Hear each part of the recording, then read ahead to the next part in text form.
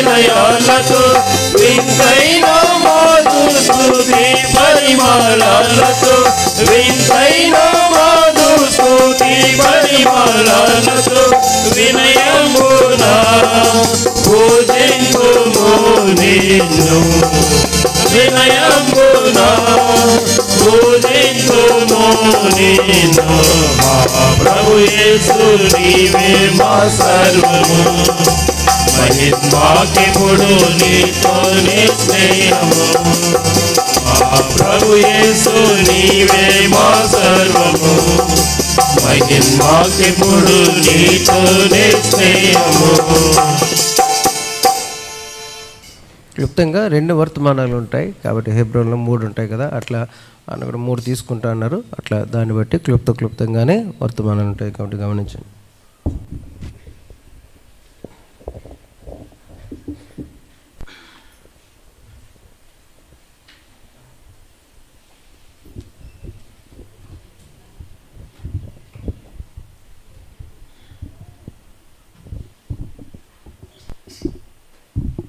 మొదటి కొరింథీయులకు రాసిన పత్రిక బలలో పాలు పొందక పూర్వము మొదటి కొరింథీయులకు రాసిన 11వ అధ్యాయం 23 నుంచి 32 వరకు మార్చి చదువుకుంటాం. 1 Corinthians 11th chapter 23 till up to 32 verse. We'll read all together. అందరూ మార్చి మొదటి కొరింథీయులకు రాసిన పత్రిక 11వ అధ్యాయము 23వ వచనాన్ని నేను చదువుతాను. 24 అందరం కలిసి చదువుకుంటాం. ఆ రీతిగా ఉత్తర ప్రత్యుత్తరములుగా 32 వరకు మార్చి చదువుకుంటాం. 23వ వచనం నేను చదువుతున్నాను. నేను మీకు అప్పగించిన దాన్ని ప్రభువులను పొందితిని. ప్రభువైన యేసు తాను అప్పగింపడిన రాత్రి ఒక రొట్టెను ఎత్తుకొని కృతజ్ఞతాస్తుతులు చెల్లించి అనివిచ్చిది మీ కొరకైన నా శరీరము నన్ను జ్ఞాపకం చేసుకుంటూ కదించేయడని చెప్పింది. ఆ ప్రకారమే భోజనమైన పిమ్మట ఆయన పాత్రను ఎత్తుకొని ఈ పాత్ర నా రక్తం వలన క్రొత్త నిబంధన, మీరు దీనిలో త్రాగునప్పుడల్లా నన్ను జ్ఞాపకం చేసుకుంటే దీన్ని చేయడని చెప్పాను. మీరు ఎట్టని తిని పాత్రలో త్రాగునప్పుడల్లా ప్రభు వచ్చే వరకు ఆయన మరణమును ప్రచురించింది. కాబట్టి ఎవడు అయోగ్యంగా ప్రభు యొక్క రొట్టెను తినునో లేక ఆయన పాత్రలో త్రాగునో వాడు ప్రభు యొక్క శరీరమును గూర్చి రక్తమును గూర్చి అపరాధేగును. కాబట్టి ప్రతి మనుష్యుడు తాను పరీక్షించుకునవలెను, అలాగు చేసి ఆ రొట్టెను తిని ఆ పాత్రలను త్రాగవలెను. ప్రభు శరీరమని వివేచింపక తిని త్రాగువాడు తనకు శిక్షావిధి కలుగటకే తిని త్రాగుచున్నాడు. ఇందువలనే మీలో అనేకులు బలహీనులు రోగులై ఉన్నారు, చాలామంది నిద్రించున్నారు. అయితే మనలను మనమే విమర్శించుకొనిన ఎడల తీర్పు పొందకపోదుము. మనము తీర్పు పొందిన ఎడల లోకముతో పాటు మనకు శిక్షావిధి కలుగుకున్నట్లు ప్రభు చేత శిక్షింపబడుచున్నాం. సహాయం కొరకు దేవుని వైపు చూద్దామండి. తరల వంచండి, కళ్ళు మూసుకోండి, ప్రార్థన చేసుకుంటాం. ప్రేమగల తండ్రి, పరిశుద్ధుడు దేవాయసే వందనాలు స్తోత్రాలు తండ్రి. ఉదయకాల సమయంలో మీరు జ్ఞాపకం చేస్తూ వచ్చినట్టు మాటలన్నిటిని బట్టి వందనాలు స్తోత్రాలు చెల్లించుకుంటూ వస్తున్నాం తండ్రి. నిజంగా మమ్మల్ని ప్రేమించి నాయన తన ప్రభా ఆ దేవాది దేవుడు మా పక్షంగా ఈ భూలోకానికి తన ప్రియకుమారుడు మా రక్షకుడైన యేసుక్రీస్తు వారిని పంపించి మా పాప భారము ఆయన మోయటానికి నాయన తన ప్రభా మా కొరకు ఎంతో బాధ్యతగా తీసుకుని నాయన తన ప్రభా ఎన్ని అవమానాలు వచ్చినా ఎన్ని నాయన హింసలు వచ్చినప్పటికీ కేవలమే నేను రక్షించబడాలన్న నా పక్షాన్ని తీసుకున్నటువంటి బాధ్యతను బట్టి వందనాలు స్తోత్రాలు తండ్రి. అంతేకాకుండా నేను బాగుపడాలని మీరేమైనా అయిపోవటానికి సమస్తమును అర్పించిన దేవా మిమ్మల్ని స్తుతిస్తూ ఆరాధిస్తూ ఉన్నాను తండ్రి. అదే సమయంలో అటువంటి భారాన్ని బాధ్యతని బాగుపడాలనే కోరికని సేవకుల్లో పెట్టి పరిచారకుల్లో పెట్టి నా నిమిత్తం వారు ప్రయాసపడి నేను ప్రభు దగ్గరికి వచ్చి పాదముల దగ్గరికి వచ్చి యేసయ్యా నేను పాపిని, నన్ను క్షమించి నీ రక్తంలో నన్ను కడుగు అని చెప్పి యథార్థంగా మనస్ఫూర్తిగా అడిగి ప్రభు రక్తం ద్వారా కడగబడి నాయన అతని ఆత్మీయ స్వస్థత పొందుకోగలగటానికి మీరు అనుగ్రహిస్తూ వచ్చినట్టు కృపంతను బట్టి వందనాలు. దాన్ని బట్టి నేనేం చెల్లించుకోగలను తండ్రి. కొద్ది స్తుతి ఆరాధన మీకు ఆరోపించుకుంటూ వాళ్ళ చుట్టూరు చేరి వస్తుండగా చదవండి లేఖన భాగాల ద్వారా మాతో మాట్లాడుతున్నామని, తద్వారా యోగ్యమైన రీతిలో మీ రక్తమాంసంలో పాలు పొందడానికి మీ ప్రత్యేకమైన కృపను మా ఇళ్ళ చూపిస్తున్నామని, కానీ కనబడిన చీకరంతకాశక్తులను నేసినాములు గద్దించి బంధిస్తూ సమయాన్ని మీ నియంత్రణలో ఉంచుకోమని, మా దృష్టి మా ఏకాగ్రత అంతయు కూడా సిలువ వేయబడి తిరిగి లేచినట్టు యేసుక్రీస్తు వారి మీద ఉండటానికి కృప చూపిస్తున్నామని ప్రభును రక్షకుడు ఆయన యేసుక్రీస్తు వారి పరిశుద్ధమైన నామమును స్తుతించి ప్రార్థించి వేడుకొంచున్నాం తండ్రి.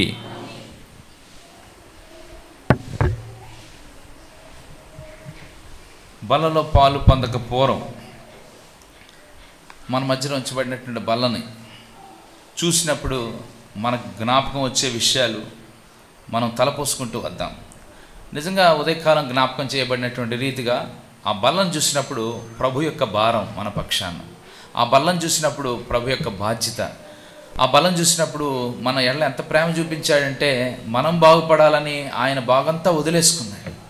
అది అక్కడ కనపడుతూ ఉంది. అది కనపడుతూ ఉన్నప్పుడు అందుకే అంటాడు, దాన్ని నన్ను జ్ఞాపకం చేసుకున్నట్టుకు దీన్ని చేడి అంటాడు. ఆయన జ్ఞాపకం చేసుకోవడం అంటే అర్థం ఏంటి? ఆయన చేసిన త్యాగాన్ని, ఆయన చేసినటువంటి కార్యాన్ని జ్ఞాపకం చేసుకుని అందులో పాలు పొందేటప్పుడు ఆ త్యాగానికి బదులుగా మనం ఎలా జీవించాలనే విషయాన్ని మనం ఆలోచించుకుంటూ రావాలి.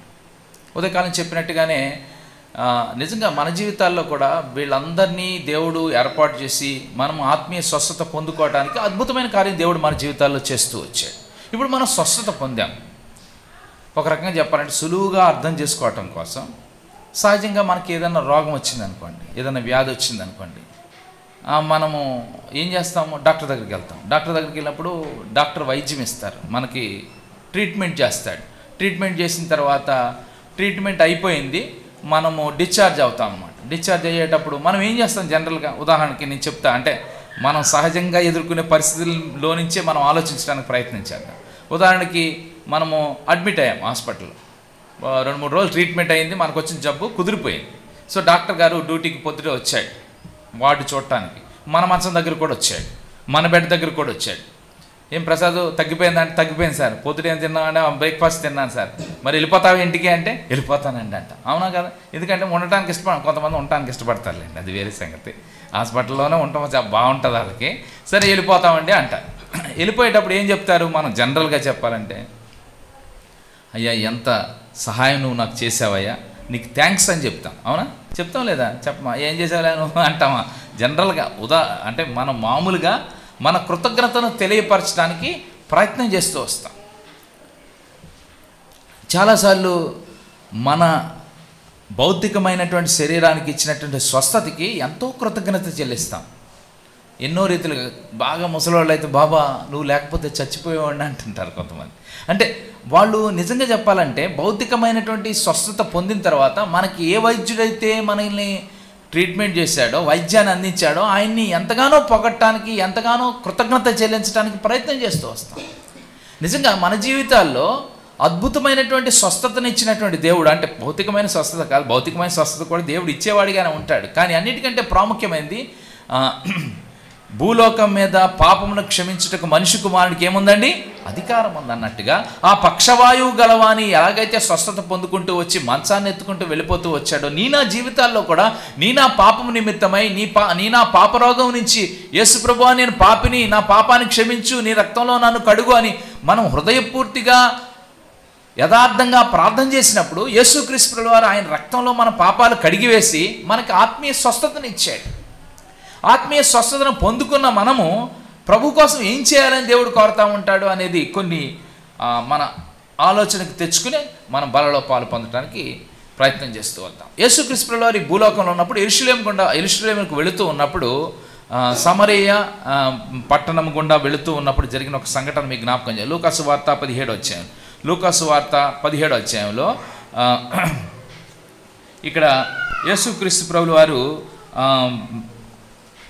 యెరూషలేముకు ప్రయాణమైపోవచ్చు సమరయ గలిలియా మధ్యగా వెళుచుండగా ఒక గ్రామంలో ఎంటర్ అయ్యాడు. ఆయన ఒక గ్రామంలోకి ఎంటర్ అయినప్పుడు అక్కడ ఒక సంఘటన జరిగింది. ఏం జరిగిందో అది మీరు లూకాసు వార్త 17వ అధ్యాయంలో 11 నుంచి దాదాపు 19 వచనాల వరకు రాసినటువంటి భాగం మీ ముందు జ్ఞాపకం చేస్తాను. అందులో ఏంటంటే ఆయన ఆ గ్రామంలోకి ఎంటర్ కాగానే 10 మంది కుష్ఠరోగులు ఎదురయ్యి ఇలా అంటారు. చదివితే మంచిది అనుకోండి. 13వ వచనం అందరం కలిసి చదువుతాము. సువార్త 17వ అధ్యాయము 13వ వచనం అందరం కలిసి చదువుతాం. యేసు ప్రభువా మమ్ము కరుణించమని కేకలు వేసింది. యేసు ప్రభు దగ్గరికి ఆ 10 మంది కుష్ఠరోగులు వచ్చి ఆ గ్రామంలోనికి ఆయన ప్రవేశించగానే యేసు ప్రభువా మమ్మను కరుణించమని కేకలు వేశారు. అప్పుడు యేసు ప్రభు ఏమన్నాడు? మీరు వెళ్ళి మీ యాజకునికి కనపరుచుకోమని చెప్పారు. వారు వెళుతూ ఉన్నారన్నమాట. వారు మార్గంలో వెళుతూ ఉన్నప్పుడు ఏమైందంటే వారు శుద్ధులైరి అని రాసింది. ఏం రాసిందండి? శుద్ధులైరి అంటే బాగైపోయారు. వాళ్ళ స్వస్థత పొందుకుంటూ వచ్చారు. యేసు ప్రభు వాళ్ళని ముట్టుకోలేదు, యేసు ప్రభు వాళ్ళని గాయాలు తాకలేదు, ఏమి చేయలేదు. కేవలము ఆయన మీ యాజకులు కనపరుచుకోమన్నప్పుడు వాళ్ళు విశ్వాసంతో వాళ్ళు వెళ్ళిపోతూ ఉన్నప్పుడు వారు శుద్ధులైన తర్వాత ఒక ఆశ్చర్యం కల్పించే సంఘటన జరిగింది. ఇక్కడ అందరు కలిసి మాట చదువుకుంటే మంచిది అనుకుంటా అండి. 14వ వచనం అందరు కలిసి 14వ వచనం అందరం కలిసి చదువుకుంటాం. వారిలో ఒకడు తనకు కలిగిన 15వ వచనం అందరం కలిసి, వారిలో ఒకడు తనకు స్వస్థత కలుగుట చూచి 16వ వచనం అందరం కలిసి చదువుతాం. గొప్ప శబ్దంతో దేవుని మహింపరచుచు తిరిగి వచ్చి ఆయన కృతజ్ఞతాస్తుతులు చెల్లించుచు ఆయన పాదముల యొద్ద సాగిలపడెను. వాడు జాగ్రత్త గమనించండి. ఈ 10 మంది వెళ్తా ఉన్నారు. 10 మందిలో ఈడు కూడా ఉన్నాడు. ఈ 10 మందిలో ఒకడు ఈడు కూడా ఉన్నాడు. వెళ్ళిపోతా ఉండేసరికి సడన్గా ఏమైంది, అంత స్వస్థత వచ్చేసింది. స్వస్థత రంగం, అమ్మో నా కుళ్ళిపోయిన వీళ్ళు బాగానే ఉన్నాయి, నేను అంతా బాగానే, నా ముక్కు బాగుంది, నా ముఖం బాగుంది, నేను అంతా బాగైపోయానని చెప్పి వెంటనే అతను ఏం చేశాడు, పరిగెట్టుకుంటా వెనక్కి వచ్చాడు. పరిగెట్టుకుంటా వెనక్కి వచ్చి ఏం చేస్తా ఉన్నాడు, మనం చదువుకున్నటువంటి భాగంలో గొప్ప శబ్దంతో దేవుని మహింపరచు ఏమంటా ఉన్నాడు, తిరిగి వచ్చి ఆయన కృతజ్ఞతాస్తుతులు చెల్లించు ఆయన పాదముల మీద పట్టి పాదముల యొద్ద సాగిలపడ్డాడు. వాడు సమరయుడు. యేసుప్రభు అలా వచ్చి ఆయన ఆరాధిస్తూ ఉంటే, యేసుప్రభు అలా వచ్చి కృతజ్ఞత చెల్లిస్తూ ఉంటే అక్కడ యేసుప్రభు అన్న మాట ఒకటి చదువుకుంటాం. అందరు కలిసి 17 వచనం చదువుతాం. అందరు కలిసి 17 వచనం చదువు. అందుకు యేసు 10 మంది శుద్ధులైన కారా ఆ తమ్మండుగురు ఎక్కడా? అర్థమవుతుందండి? 10 మంది శుద్ధులైన కాదా తమ్మండుగురు ఎక్కడ అంటే ఏం కోరుకుంటున్నాడంటే ప్రభు మనము దేవుడు చేసిన కార్యానికి కృతజ్ఞత చెల్లించాలని కోరుకుంటూ ఉన్నాడు.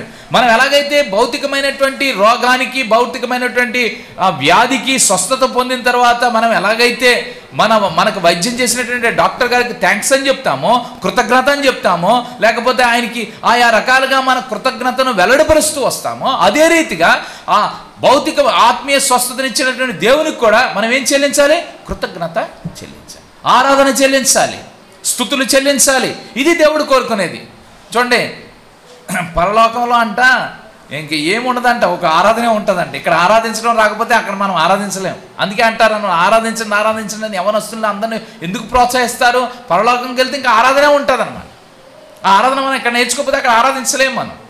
తలంపు ఏంటంటే ఇక్కడ 10 మంది శుద్ధులైరు కారా ఆ తమ్మండుగురు ఎక్కడ అంటే, ఒక రకంగా చెప్పాలంటే ప్రభు కోరుకునేది ఏంటంటే మనము ప్రభువుని ఆరాధించాలని కోరుకుంటాం. మన జీవితంలో ఆరాధన మనకు ఉండాలి. చూడండి, మనము ఈ దినాన్న బలలో పాలు పొందక మునుపు మనం పరీక్షించుకోవాల్సినటువంటి 3 విషయాలు మనం మాట్లాడుకుంటూ వస్తాం. మొదటి కొరింథీయులకు రాసిన పత్రిక 11వ అధ్యాయం 28వ వచనంలో ఏమో రాస్తుందండి, కాబట్టి ప్రతి మనుషుడు తను తాను పరీక్షించుకోవాలి, అలాగూ చేసి ఆ రొట్టెను తిని ఆ పాత్రలో ఉంది త్రాగవాలి. కాబట్టి మనం ఫస్ట్ పరీక్షించుకోవాల్సిన విషయం ఏంటి? ఈరోజు మన జీవితం ఆరాధన జీవితం కలిగి ఉండాలి. మనం ఆరాధన మన జీవితాల్లో కలిగి ఉండాలి. ప్రభు చేసిన కార్యాన్ని బట్టి ఆరాధించేవారుగా మన జీవితాలు ఉండాలి. రెండో విషయాన్ని చూస్తాం. రండి, మళ్ళీ మిమ్మల్ని హాస్పిటల్కి తీసుకెళ్తా. మన హాస్పిటల్లో ఆయన వెళ్ళిపోతామంటే థ్యాంక్స్ అని చెప్పాం. వెళ్ళిపోయే ముందు ఆయన ఏం చేస్తాడు? పంపించేస్తాడు. ఊరికనే పంపిస్తాడు డాక్టర్ గారు. ఏమంటాడు చెప్పండి? మీరు వెళ్తారు కదా హాస్పిటల్కి, వెళ్ళరా? వెళ్ళిపోయేటప్పుడు వెళ్ళిపోతారా అంటే వెళ్ళిపోతాం సార్ అంటాం మనం డాక్టర్ గారితో. ఎలా వెళ్తారంటే, మా అబ్బాయి ఆటో తెస్తున్నాడండి, మా అబ్బాయి కారు తెస్తున్నాడండి, వెళ్ళిపోతామండి అంటారు. వెళ్ళిపోయేటప్పుడు నాకు కనబడంటాడు ఆయన. అవునా? కనబడమంటాడా? బెడ్లో వెళ్ళిపోమంటాడా? వెళ్ళమంటాడు. కనపడమంటాడు. ఎందుకు కనపడమంటాడు? మీరు అందరూ అనుకోవచ్చు డబ్బులు కట్టడానికి. ఎస్, డబ్బులు ఎలాగా కట్టాలి, కట్టకపోతే నేను పాపర్లే కానీ ఇంకో దానికి రమ్మంటాడు ఆయన. ఎందుకు రమ్మంటాడు? కూర్చోబెట్టి ఒక పేపర్ తీసుకుని ఇలా రాస్తాడు. ఏం రాస్తాడు? 2 సున్నాలు పెడతాడు, 3 టిక్కులు పెడతాడు, 1 సున్నా పెడతాడు. ఏంటయ్యి టిక్కులు ఎడితే అరుకేసుకోమని, సున్నాలు ఎడితే బిళ్ళేసుకోమని. తెలుసు కదండి మీకు తెలుసు, మీకు ఇవన్నీ తెలుసు. ఏమంటాడు తెలుసా? ఇవి పెట్టిన తర్వాత నువ్వు రోజు ఈ టైంకి వేసుకోవాలి, ఇది అన్నం తిన్నాక వేసుకోవాలి, ఇది అన్నం తినకముందు వేసుకోవాలి. ఏంటి ఇన్స్ట్రక్షన్స్ ఇస్తాడు డాక్టర్ గారు. ఒకవేళ కనుక నువ్వు ఇలా చేయలేదు అనుకో, ఎక్కడికి వస్తావు? మళ్ళీ ఇక్కడికే వస్తావు. అదేంటి? నేను చెప్పింది చేయరా అని చెప్పడం అన్నమాట. అర్థమవుతుందా? నేను చెప్పింది చేయరా అని అర్థం అన్నమాట. యేసుక్రీస్తులో భూలోకంలో ఉండగా ఓ ప్రాంతానికి వెళ్తాడు. ఆ ప్రాంతంలో దిక్కు దయ దాక్షిణ్యం లేకుండా, లేకపోతే దిక్కులేనోళ్ళలాగా పడున్నటువంటి ఒక వ్యక్తి కనబడతా వస్తాడు. ఇది యోహాను సువార్త 5వ అధ్యాయంలో మనం చూస్తూ రావచ్చు. అక్కడ బెతస్దా అనే కోనేటి దగ్గర ఆయన ఎప్పటి నుంచో తన రోగానికి స్వస్థత కలగాలని వెయిట్ చేస్తూ ఉంటాడు. ఎన్ని సంవత్సరాల నుంచి వెయిట్ చేస్తాడంటే అక్కడ రాసి ఉంది. అక్కడ మీరు తర్వాత చదువుకోవచ్చు. 38 ఇయర్స్ అంటే ఒక రకంగా చెప్పాలంటే యేసుప్రభు పుట్టక ముందు నుంచి ఉన్నాడు అక్కడ. అర్థమవుతుందా నేను చెప్పే మాట? యేసుప్రభు పుట్టక ముందు నుంచి తన వ్యాధికి స్వస్థత పొందుకోవాలని ఆ కోనేటి దగ్గర ఎలా వెయిట్ చేస్తానంటే కళ్ళు రాయిలు కాసేటట్టుగా వెయిట్ చేస్తాడు. ఎప్పుడు దూత వచ్చి అది కదిలిస్తే నేను దిగుదామని. కానీ ఆయనకి వీలు కావట్లా, నిస్సహాయుడిగా ఉన్నాడు, ఎవరొచ్చి సహాయం చేయట్లేదు. కానీ యేసు ప్రభు సహాయం చేసే దేవుడు కనుక అతని మీద జారిపడి వెళ్ళి అక్కడికి వెళ్ళి ఈ మాట అన్నాడు. ఏమన్నాడు? నీవు స్వస్థపరచబడగోరుచున్నావా అన్నాడు. అనగానే ఏమన్నాడు? అబ్బా అంతకంటే కావాల్సిందేంటి, నేను స్వస్థపరచబడగోరుచున్నాను అన్నాడు. అనగానే ఏమన్నాడు యేసు ప్రభు? చదువుకుంటే మంచిది అనుకుంటా. యోహాను సువార్త 5వ అధ్యాయం, జాన్స్ గాస్పెల్ 5th చాప్టర్, యోహాను సువార్త 5వ అధ్యాయం. అందరు కలిసి మాటలు చదువుకుంటూ వస్తాము. యోహాను సువార్త 5వ అధ్యాయం అందరు కలిసి మాట చదువు. యేసు 8వ వచనం అందరు కలిసి చదువుతాం. యేసు నీవు లేచి నీ పరుపెత్తుకుని నడుమని వానితో చెప్పగా వెంటనే వాడు స్వస్థత నొంది తన పరుపు ఎత్తుకొని నడిచెను. చూసారా అద్భుతమైన కార్యం. నిజంగా చెప్పాలంటే ఎన్ని రోజులు వేస్ట్ చేశాడంటే, ఎన్ని సంవత్సరాలు వెయిట్ చేశాడంటే అది చెప్పుకోలేము. నిజంగా చెప్పాలంటే మన జీవితాల్లో కూడా, అంటే ఈ లోకంలో ఉన్న వారందరి జీవితాల్లో తమకి ఆత్మీయ స్వస్థత కావటం కోసం ఎన్నో సంవత్సరాల నుంచి నానా పాట్లు పడుతూ ఉంటారు. కుదరదు, వాళ్ళకి దొరకదు. ఎందుకంటే నిజమైన దేవుడు సంధిస్తే అనేక సార్లు వాళ్ళు ఆయన దగ్గరికి రాలేని వారిగా ఉంటారు. నిజంగా చెప్పాలంటే యేసుప్రభు అనేక సార్లు వచ్చి ఎంతోమందితో తన స్వార్థత సంధిస్తా వస్తాడు. నువ్వు స్వస్థపరచబడగోరుచున్నావా, లేకపోతే నీ పాపానికి స్వస్థత పొందుకోవాలని కోరుకుంటున్నావా, నీ పాపానికి పాప క్షమాపణ పొందాలని కోరుకుంటూ ఉన్నావా? ఇదిగో నా రక్తం, నా రక్తం కాల్చింది నీకోసమే. ఈ రక్తం ద్వారా నీకు పాప క్షమాపణ కలుగుతుంది. ఈ రక్తం నీ పాపాలన్నింటినీ కడిగి వేస్తుంది. ఈ రక్తం పాప ప్రాయశ్చిత్తం కోసం నేను చిందిస్తూ వచ్చాను. అనేక సార్లు దేవుని సువార్త మన దగ్గరికి వస్తూ ఉంటుంది. లోకంలో ఉన్న అనేక మంది దగ్గరికి దేవుని ప్రేమ ఎత్తుక్కుంటూ వస్తూ ఉంటుంది. కానీ ఎన్నిసార్లు మనము మన స్వస్థత ఎవరైతే ఇస్తారో, లేదా మన ఆత్మీయ స్వస్థత, లేదా మన పాపరోగం నుంచి ఎవరైతే విడుదల అనుగ్రహిస్తారో ఆయన్ని ఎన్నోసార్లు తోలనాడేవారుగా, ఎన్నోసార్లు తృణీకరించేవారుగా మన జీవితం. అందుకే సంవత్సరాలు బతుకులు పాడైపోయి లాస్ట్కి వచ్చి సాక్ష్యాలు చెప్తారు కొంతమంది. ఏమని చెప్తారు? అయ్యా నేను 30 ఏళ్ళ దాకా దేవుని తెచ్చుకోలేకపోయాను. ఎన్నోసార్లు దేవుడు నిన్ను తెలుసుకోవడానికి దగ్గరికి దేవుని సువార్త పంపించాడు. మన మూర్ఖత్వం, మన యొక్క మాట వినని మెడవంచని తనం అనేక సార్లు దేవుని ద్వారా స్వస్థత పొందుకోకపోవటానికి కారణాలు అవుతూ వస్తాయి. ఇది నాన్న తలంపు ఏంటంటే 38 సంవత్సరాలు ఉన్నటువంటి వ్యక్తి దగ్గరికి దేవుడు వచ్చాడు, ఆయనతో సంధిస్తూ వచ్చాడు. ఇక్కడ కూర్చున్న నీవు కానీ, లేకపోతే ఇక్కడ వాక్యం వింటున్నటువంటి నీవు కానీ, నీ దగ్గరికి అనేక సార్లు దేవుని సువార్త వచ్చింది. ఈ దినాన్ని కూడా వస్తూ ఉంది. ఇదిగో పాప భారాన్ని మోసుకుని వెళ్ళే దేవుని గొర్రెపిల్ల నీతో మాట్లాడుతుంది. ఏమని మాట్లాడుతుంది? ప్రయాసపడి భారం మోసుకునిచున్న సమస్త జనులారా నా యొద్దకు రండి, నేను మీకు విశ్రాంతినిస్తాను. నీకు నెమ్మది లేదు, నీకు విశ్రాంతి లేదు, నీ పాపాల ద్వారా నీకు శాంతి లేక, సమాధానం లేక, సంతోషం లేకుండా ఉన్నావు, నేను ఇస్తాను రా అంటున్నాడు యేసుప్రభు.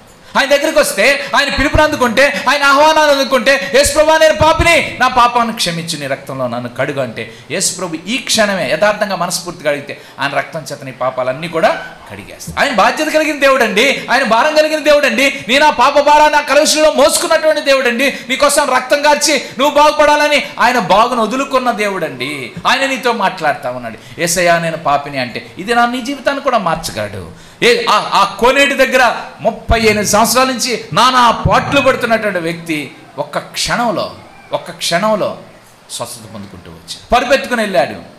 సరే మొత్తం మీద పరుపెత్తుకునే వాళ్ళు ఖచ్చితంగా ఓ దినాన్ని మందిరానికి రావాల్సిందే.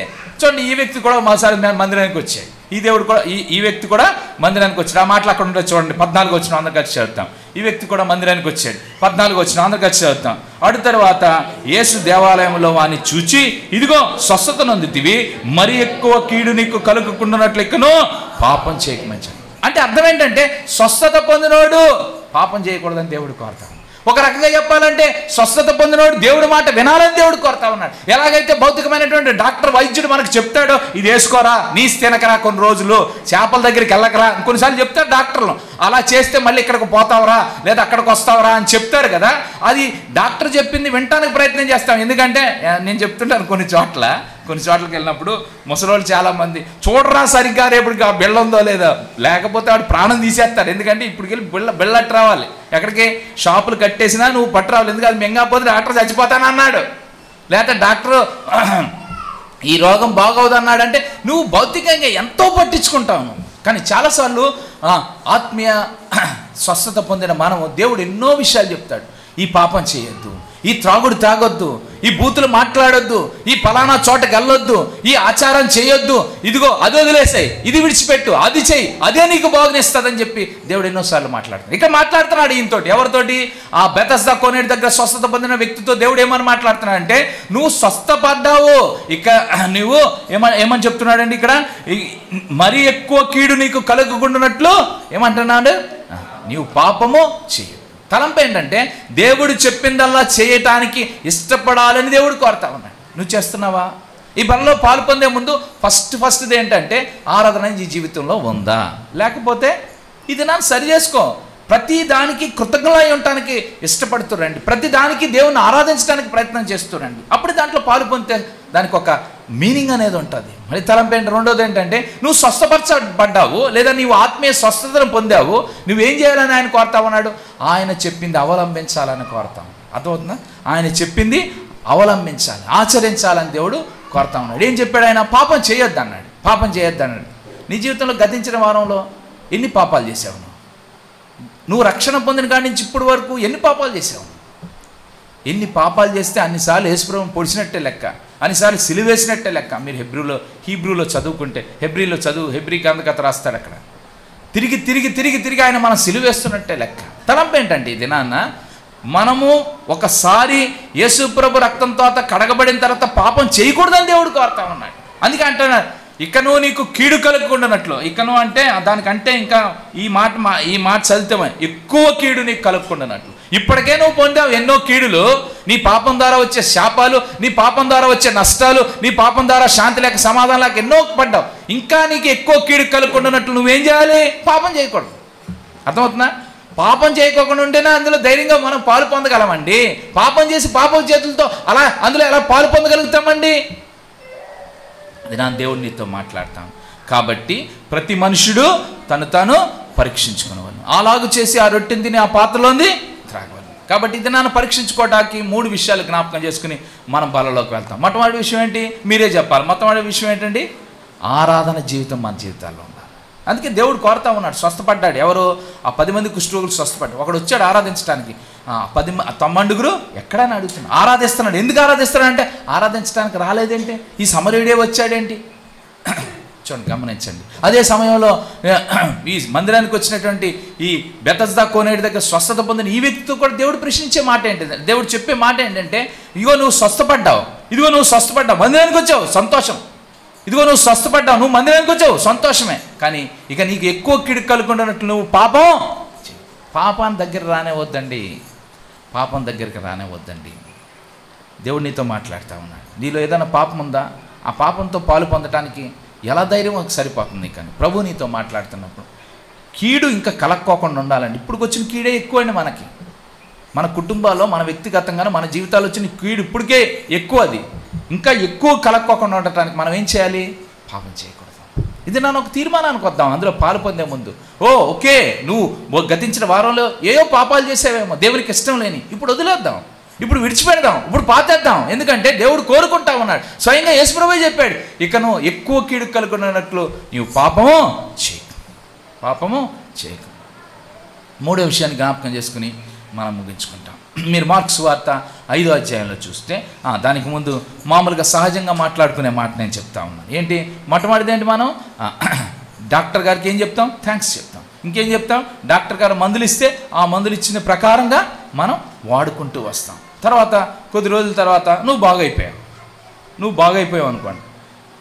నువ్వు బాగైపోయిన తర్వాత నీకులాంటి రోగమే నీ పక్కింటోడికి వచ్చింది. ఏం చెప్తావు నువ్వు?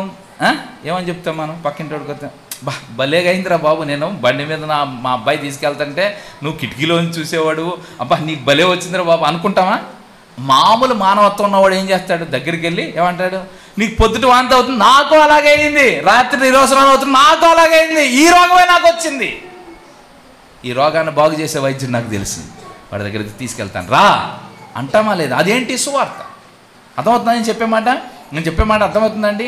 మనం ఏం చేస్తాం? మనలాంటి రోగం ఎవరికైనా వస్తే మనం ఏ వైద్యుడి దగ్గర అయితే స్వస్థత పొందామో ఆ వైద్యుడి దగ్గరికి అతను తీసుకెళ్ళటానికి ప్రయత్నం చేస్తాం, రిఫర్ చేస్తాం. ఏంటంటే నాకు ఇలాంటి రోగమే వచ్చింది, ఎంత చక్కగా వైద్యం చేశాడంటే ఆయన 4 రోజుల్లో బయటకు వచ్చేసాను నేను, 4 రోజుల్లో నేను ఇంటికి వచ్చేసాను నేను. అలాంటి స్వస్థత ఇచ్చేవాడు నాకు తెలిసినోడు ఉన్నాడు, ఆయన దగ్గరికి రా, నేను తీసుకెళ్తాను. మా అబ్బాయి డ్యూటీ నుంచి వచ్చాక వస్తానండి. నో నేను తీసుకెళ్తాను, నా బండి మీద నేను తీసుకెళ్తాను. ఇదేంటి?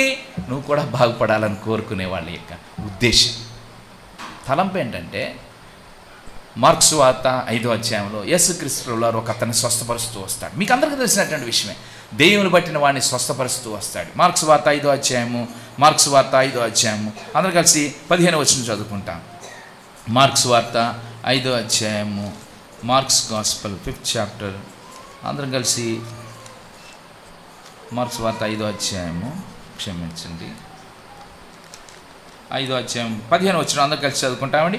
జనులు జరిగినది చూడవెళ్ళి యేసు వద్దకు వచ్చి సేనాను దేవుని పట్టిన వాడు బట్టలు ధరించుకొని స్వస్థ చిత్తుడై కూర్చుండుట చూచి భయపడ్డా. అంటే ఒక రకంగా చెప్పాలంటే ఈయన బట్టలు లేకుండా తిరిగేవాడు, కేకలేసుకుంటూ తిరిగేవాడు, సమాధుల్లో వాసం చేసేవాడు, తను తాను గాయపరుచుకునేవాడు. ఇన్ని రకాలైనటువంటి పాడు పద్ధతులు ఆయన జీవితాల్లో ఉన్నాయి. నష్టపోతున్నాడు, నాశనం అయిపోతా ఉన్నాడు. అటువంటి పరిస్థితుల్లో యేసుప్రభు అతను దర్శించినప్పుడు యేసుప్రభు అతనిలో ఉన్న దెయ్యాలన్నీ పంపించేసేసిన తర్వాత స్వస్థత పొందాడు. ఇప్పుడు బట్టలు వేసుకున్నాడు, స్వస్థత పొందాడని రాస్తుంది. ఈ స్వస్థత పొందినటువంటి వ్యక్తి యేసుప్రభు వాళ్ళ ఊరు వదిలేసి వెళ్ళిపోతా ఉంటే యేసుప్రభు దగ్గరికి వచ్చి ఇలా అంటాడు. ఆయన ఏమంటాడంటే, సార్ అంటే నేను మన మాటల్లో చెప్తున్నాను, సార్ నేను కూడా మీతో వస్తానండి అన్నాడు. అప్పుడు యేసుప్రభు ఏమన్నాడు చూడండి, ఆ మాటలు చదువుకుంటాము.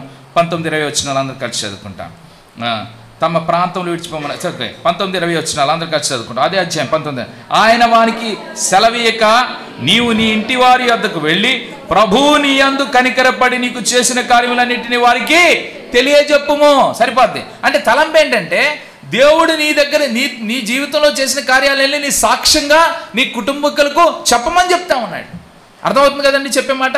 అంటే తలంపు ఏంటంటే 3 విషయాలు ప్రభు కోరుకుతూ ఉన్నాడు. ఈ మధ్యాహ్న కాల సమయం అనేక విషయాలు ప్రభు కోరుతాడు.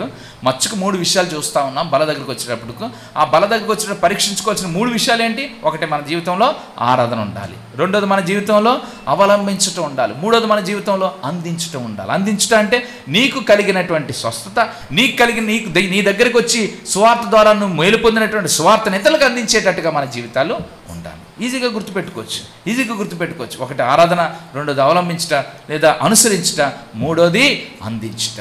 మన జీవితాల్లో సువార్త అనేది అది నాటుకుపోవాలండి. భగత్ సింగ్ గారు ప్రభువుని అంగీకరించిన తర్వాత బయట దేశాల నుంచి ముంబైలో దిగిన తర్వాత వాళ్ళ తల్లిదండ్రులు రిసీవ్ చేసుకోవడానికి వచ్చినప్పుడు, మీకు అందరికీ తెలిసే ఉంటుంది ఈ సాక్ష్యం, తల్లిదండ్రులు రిసీవ్ చేసుకోవడానికి వచ్చినప్పుడు వాళ్ళు కారు మీద తీసుకెళ్తా నువ్వు మారితే మారావు కానిరా బాబు, ఎక్కడా కూడా దేవుని సువార్త చెప్పకూడదు, నేను ప్రభువుని అంగీకరించాను, నేను క్రైస్తవుని చెప్పకూడదు అని చెప్పేసి ఇంటికి తీసుకెళ్ళారు. తీసుకెళ్ళక ముందు ఆయన ఒకటే మాట అన్నాడంట, నేను ప్రభు గురించి చెప్పకపోతే నా ఊపిరి పీల్చుకోకుండా బిగబట్టినట్టే వెంటనే చచ్చిపోతాను నేను, కాబట్టి నా ఊపిరే నా సువార్త అన్నట్టుగా ఆయన చెప్పాడు. అర్థమవుతుందా నేను చెప్పే మాట? అర్థమవుతుంది కదండి? అంటే ఒక రకంగా చెప్పాలంటే సువార్త నీ జీవితంలో లేదంటే చచ్చినోడితో సమానం అనుకోవచ్చు. కాబట్టి సువార్త ఉండాలి మన జీవితాలు. 3 విషయాలు మనం పరీక్షించుకుంటూ వద్దాం. మన జీవితాల్లో దేవునికి కృతజ్ఞతలుగా ఉంటూ ఉన్నామా? ఎందుకంటే మనం ప్రభు కోరేది అదే. రెండో విషయం ఏంటంటే మన జీవితాల్లో దేవుడు చెప్పిందల్లా చేస్తున్నామా లేదా?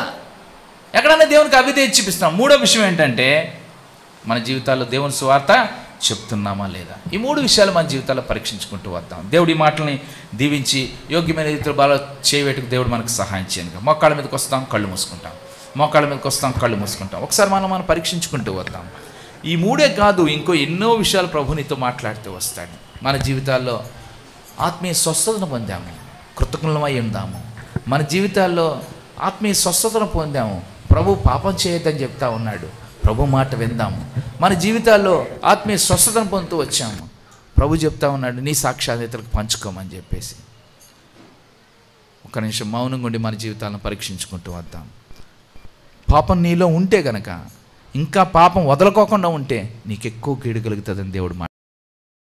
ఇప్పుడు కీడే చాలు, మనకి సతికిలు పడ్డాం, లేవలేకపోతాం, ఇంకెక్కువ కీడు వస్తే ఇలా ప్రభు నీతో మాట్లాడుతూ ఉన్నాడు. పరీక్షించుకుంటాము. ఒక్క నిమిషం యోగ్యంగా బలలో పాల్పొందాం.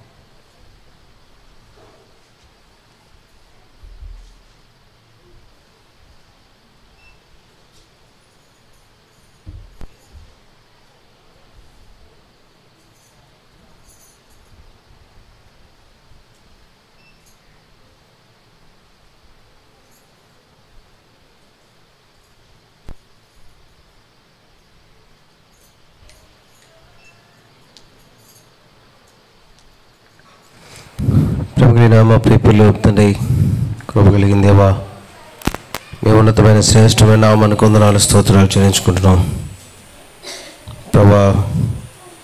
అనేక సార్లు స్వస్థతలు అందుతివి, మరి ఎక్కువ కీడు కలుక్కున్నట్లుగా ఇక నువ్వు పాపం చేయకున్నావు ప్రభా. మా తప్పితాలు ఒప్పుకుంటున్నాం, రక్షించబడ్డాం, మీ ద్వారా మేలు పొందాం. అనేక సార్లు తప్పిపోయినాం, కడుగు ప్రభా, పరిశుద్ధపరచు ప్రభా. మీ వైపు చూస్తుంటుండగా ప్రభా మీ యొక్క రక్త ప్రోక్షణ కోరుతున్నాం, సహాయం చేయండి ప్రభా. అంతేకాకుండా నాయన మేము కూడా ఆరాధించేటువంటి ప్రజలుగా మీ కృతజ్ఞతలు చెప్పే ప్రజలంగా ఉండాలని మీరు మాకు ఇచ్చినటువంటి మాటలను బట్టి కూడా వందనాలు ప్రభా. మేము కృతజ్ఞత భావంతో ఆరాధన మాకు కూడా కలిగి ఉండటానికి సహాయం చేయండి. ప్రతి ఒక్కరూ ఆరాధించేటువంటి అటువంటి అనుభవంలోనికి ప్రజలందరినీ తీసుకుంటండి ప్రభా. అంతేకాకుండా అవలంబించుట అనే మాట ద్వారా మీ వాక్యాన్ని వినే ప్రజలంగా ఉండాలని ప్రభా మీరు ఇచ్చినటువంటి మీ మాటలను బట్టి కూడా వందనాలు ప్రభా.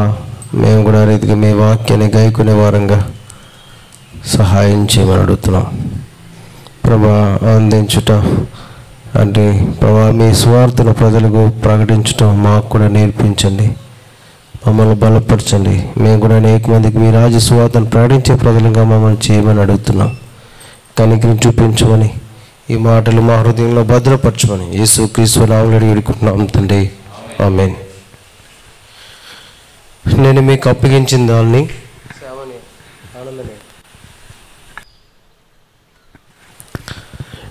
అప్పగించిన దాన్ని ప్రవల్ల పొందితిని. ప్రవణి తను అప్పగించమని రాత్రి క్రొట్టెనెత్తుకుని కృతజ్ఞతాస్తుతులు చెల్లించింది. మీ కొరకైన నా శరీరము నన్ను జ్ఞాపకం చేసుకుంటే ఇది చేయడం చెప్పిన.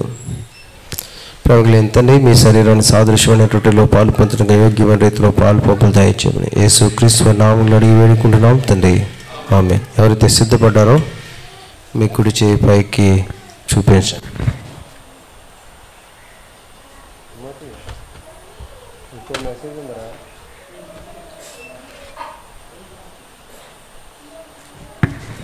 ఎవరైతే సిద్ధపడ్డారో మీ కుడి చేయి పైకి చూపించండి.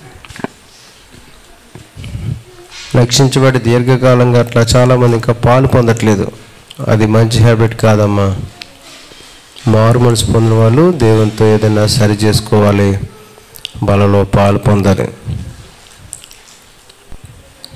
యవనస్తులు తప్పక తొట్టిల్తాం, వయసు అలాంటిది.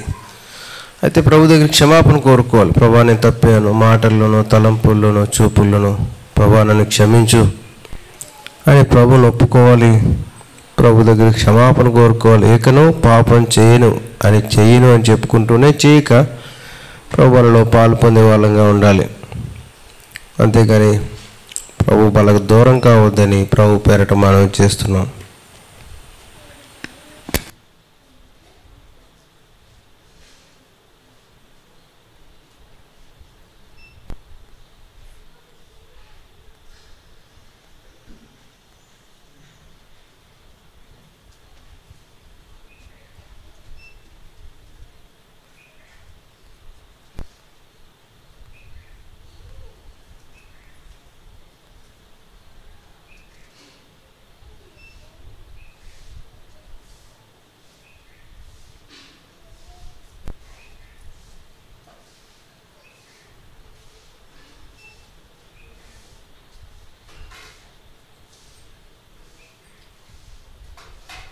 ఆ ప్రకారమే భోజనమైన పిమ్మట ఆయన పాత్రను ఎత్తుకొని, ఈ పాత్ర నా రక్తం వల్ల కృత నిబంధన, మీరు దీనిలోని త్రాగునప్పుడల్లా నన్ను జ్ఞాపకం చేసుకుంటూ ఇది ఏం చేయడం చెప్పిన. ప్రేమ కలిగిన తండ్రి, మీ రక్తానికి సాదృశ్యమైనటువంటి ద్రాక్షారసంలో పాలు పొందుతున్నాం. యోగ్యమైన రీతిలో పాలు పంపులు దయచేయమని యేసుక్రీస్తు నామములో అడిగి వేడుకుంటున్నాం తండ్రి, ఆమేన్.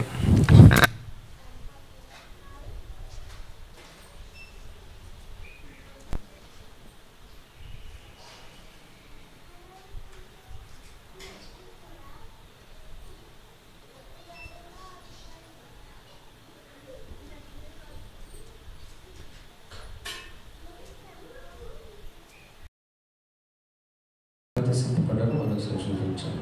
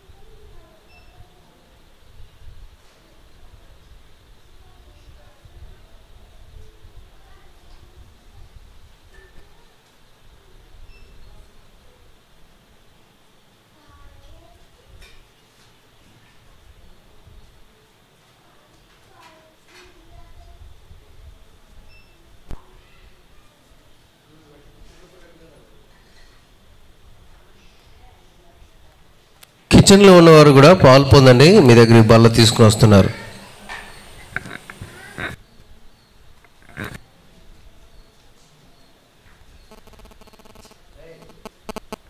కూర్చోలే పిల్లలు.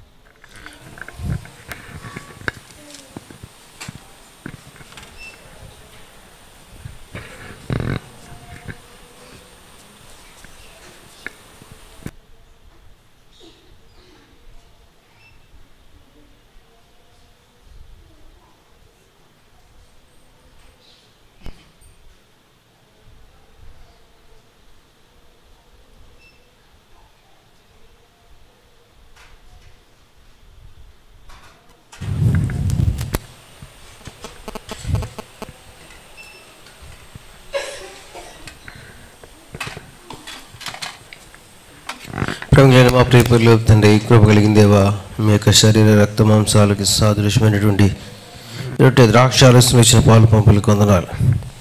మిగిల్చబడిన రక్త మాంసాలు సర్వలోకంలో చూపిస్తున్నటువంటి పరిశుద్ధులను చూపిస్తుండగా వారితో మాకు మా ప్రభా 7 ఖండాల్లో ఉన్నటువంటి పరిశుద్ధులందరినీ జ్ఞాపకం చేసుకుంటున్నాం. మీ బిడ్డలందరినీ కాపాడు, మీ కాపుదల దయచేయండి ప్రభా. ప్రస్తుతం దాడులు ఎన్నో జరుగుతున్నాయి, క్రైస్తవులకు భద్రత లేదు. ఎక్కడో అనుకున్నాం మా దగ్గరలో మా యొక్క చుట్టుపక్కల ప్రభా ఎంతో దేవుని యొక్క ప్రజలకు మరి భద్రత లేనిటువంటి స్థలాల్లో ఉంటున్నాం ప్రభా.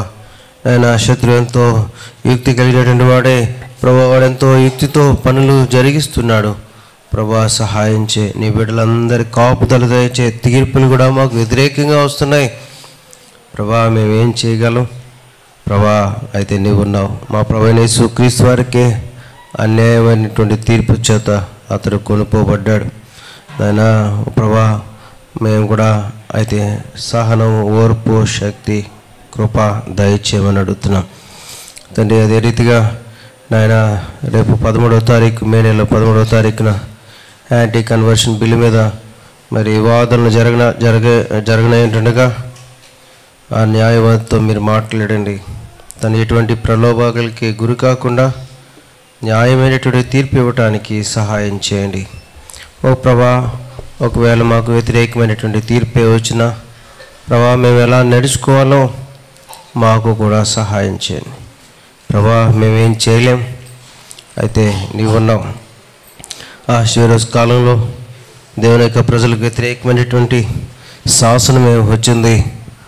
అయితే ప్రభా, దేవుని యొక్క ప్రజలందరి యొక్క ప్రార్థన ఆ శాసనాన్ని మార్చివేస్తున్నావు కాబట్టి మీరు శక్తి కలిగినటువంటి దేవుడు తండ్రి. ఒకవేళ మా జీవితాల్లో అనుమతిస్తే ప్రతికూల పరిస్థితుల్లో కూడా మా విశ్వాసాన్ని ఎలాగా నైనా మరి నడుచుకోవాలో మీరే మాకు సహాయం చేయమని అడుగుతున్నాం. కనికరం చూపించండి.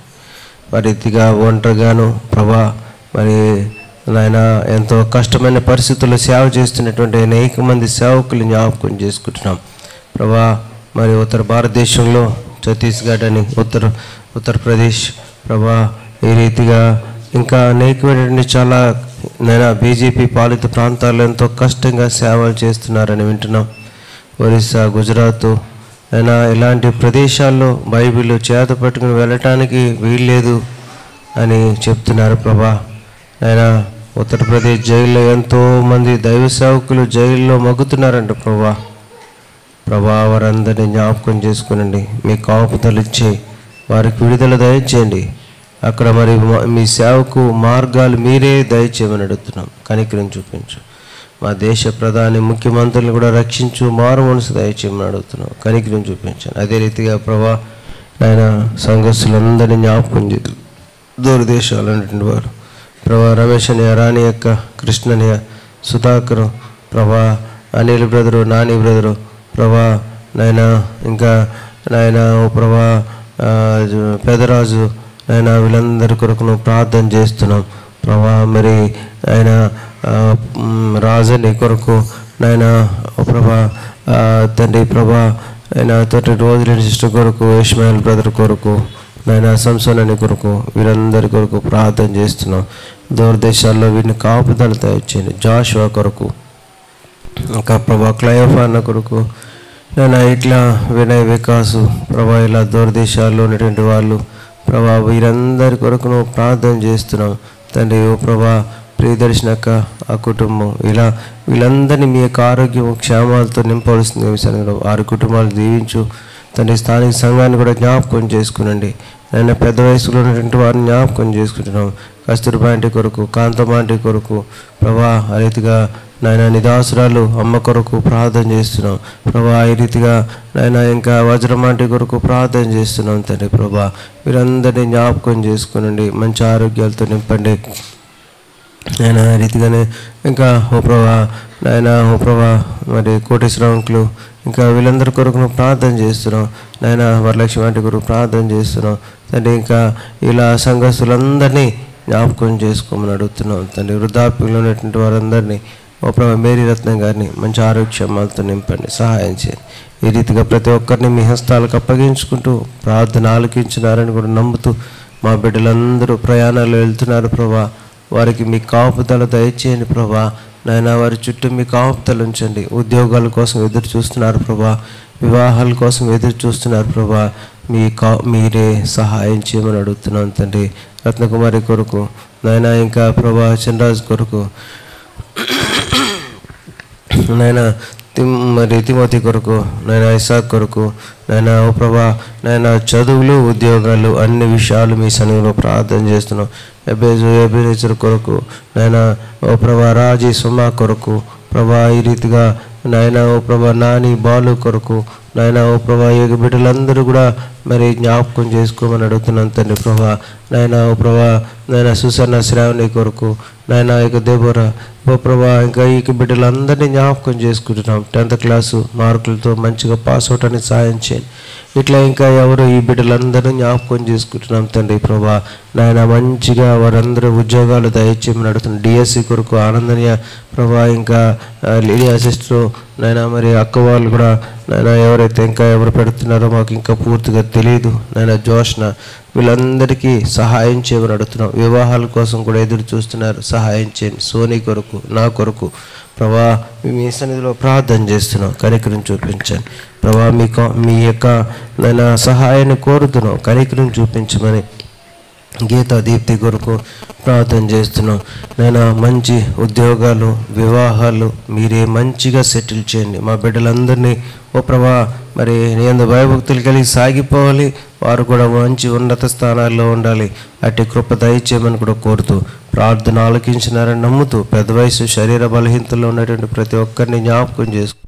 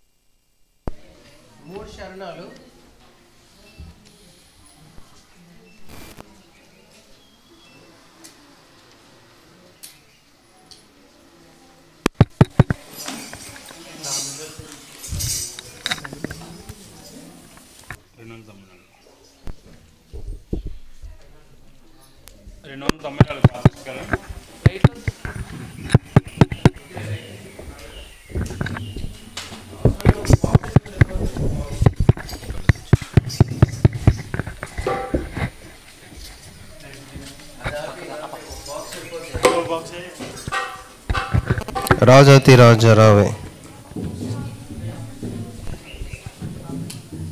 కీబోర్డ్ చూడు, కీబోర్డ్ ఇన్వర్టర్ దాంట్లో పెట్టు, వద్దులేరా లైట్ తీసి. ఇన్వర్టర్ దాంట్లో కీబోర్డ్ ఇన్వర్టర్ దాంట్లో పెట్టు.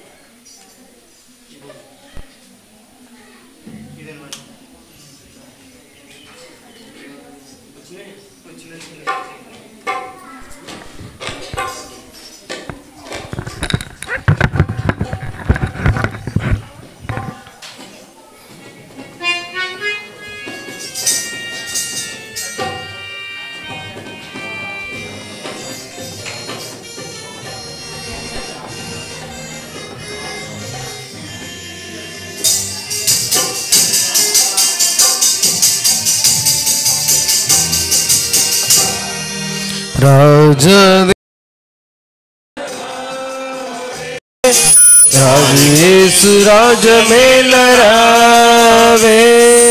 రాజులకు రాజువైరావే, రాజుకోటి తేజయేసు రావే, రాజులకు రాజువైరావే, రావికోటి తేజయేసు రావే. ఓ మేఘవాహనము మీద వేగమే, ఓ మించు వైభవంబు తోడ వేగమే, ఓ మేఘవాహనము మీద వేగమే, ఓ మించు వైభవంబు తోడ వేగమే. రాజాది రాజా రావే, రాజేసు రాజమేలరావే, రాజులకు రాజువైరావే, రావికోటి తేజయేసు రావే, రాజులకు రాజువైరావే, రావికోటి తేజయేసు రావే. భూజనములెల్ల పేరు చూడగా, ఓ నీ జనము స్వాగతంబు నీయగా, ఓ భూజనములెల్ల పేరు చూడగా, ఓ నీ జనము స్వాగతంబు నీయగా, నీ రాజస్థాపనము చేయా, రాజులెల్ల గోరికో, భూమి ఆకాశము మారిపోవా, నీ మహాప్రభావమునవే, భూమి ఆకాశము మారిపోవా, నీ మహాప్రభావమునవే. రాజాది రాజా రావే, రాజేసు రాజమేలరావే, రాజులకు రాజువైరావే, రావికోటి తేజయేసు రావే, రాజులకు రాజువైరావే, రావికోటి తేజయేసు రావే. కూర్చుని పాడదామండి. ఆకాశమున దూతల పడింపగా, ఆదిభక్త సంఘ సమేతంబుగా, ఆకాశమున దూతల పడింపగా, ఆదిభక్త సంఘ సమేతంబుగా, ఆకాశము మధ్య వీధిలోన ఏకమైన సభ చేయా, యేసునాథ నీకు మహిమలోన, మా మాకది ఆనందమౌగా యేసునాథ నీదు మహిమలోనా మాకది ఆనందమౌగా రాజాధిరాజా రావే రాజు యేసు రాజమేల రావే రాజులకు రాజువై రావే రావిగటి తేజ యేసు రావే రాజులకు రాజువై రావే రావిగటి తేజ యేసు రావే ఓ పరమ యెరూషలేము పుణ్య సంగమా ఓ గొర్రె పిల్ల క్రీస్తు పుణ్య సంగమా ఓ పరమ యెరూషలేము పుణ్య సంగమా ఓ గొర్రె పిల్ల క్రీస్తు పుణ్య సంగమా పరమదూతలార భక్తులారా పౌల పోతులార పేతలార వరియ పిల్ల యేసురాజు పేరా కొత్త గీతమెత్తి పాడరా వరియ పిల్ల యేసురాజు పేరా కొత్త గీతమెత్తి పాడరా రాజాధిరాజా రావే యేసు రాజమేల రావే రాజులకు రాజువై రావే రావికోటి తేజ యేసు రాజులకు రాజువై రావే రావికోటి తేజ యేసు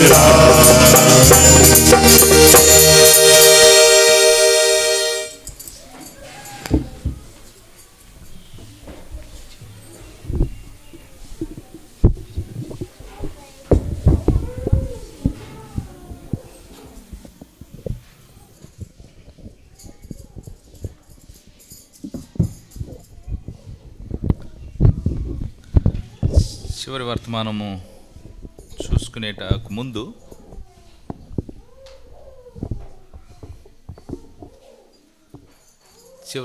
చూసుకునే ముందు కీర్తనల గ్రంథము 92 అధ్యాయం. కీర్తనల గ్రంథము 92 అధ్యాయం.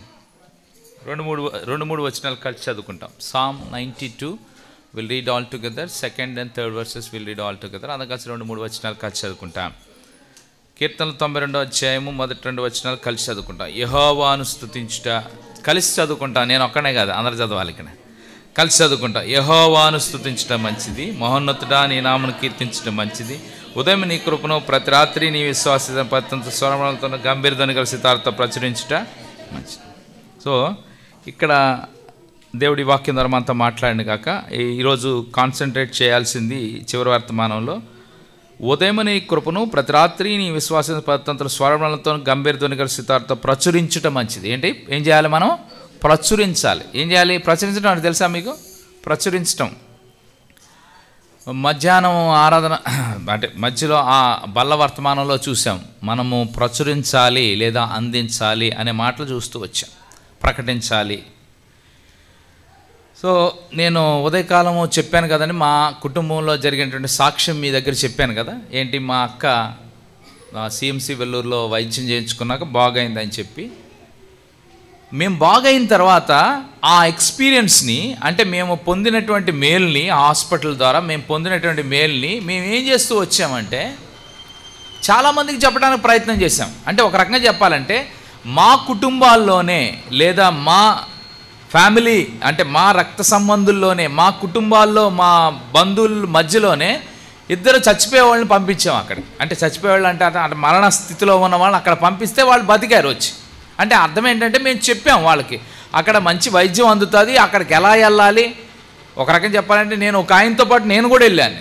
మా చుట్టమే, కొంచెం అంటే ఓ మాదిరి చుట్టమే, కానీ మేము సహాయం చేయడానికి వెళ్ళాం.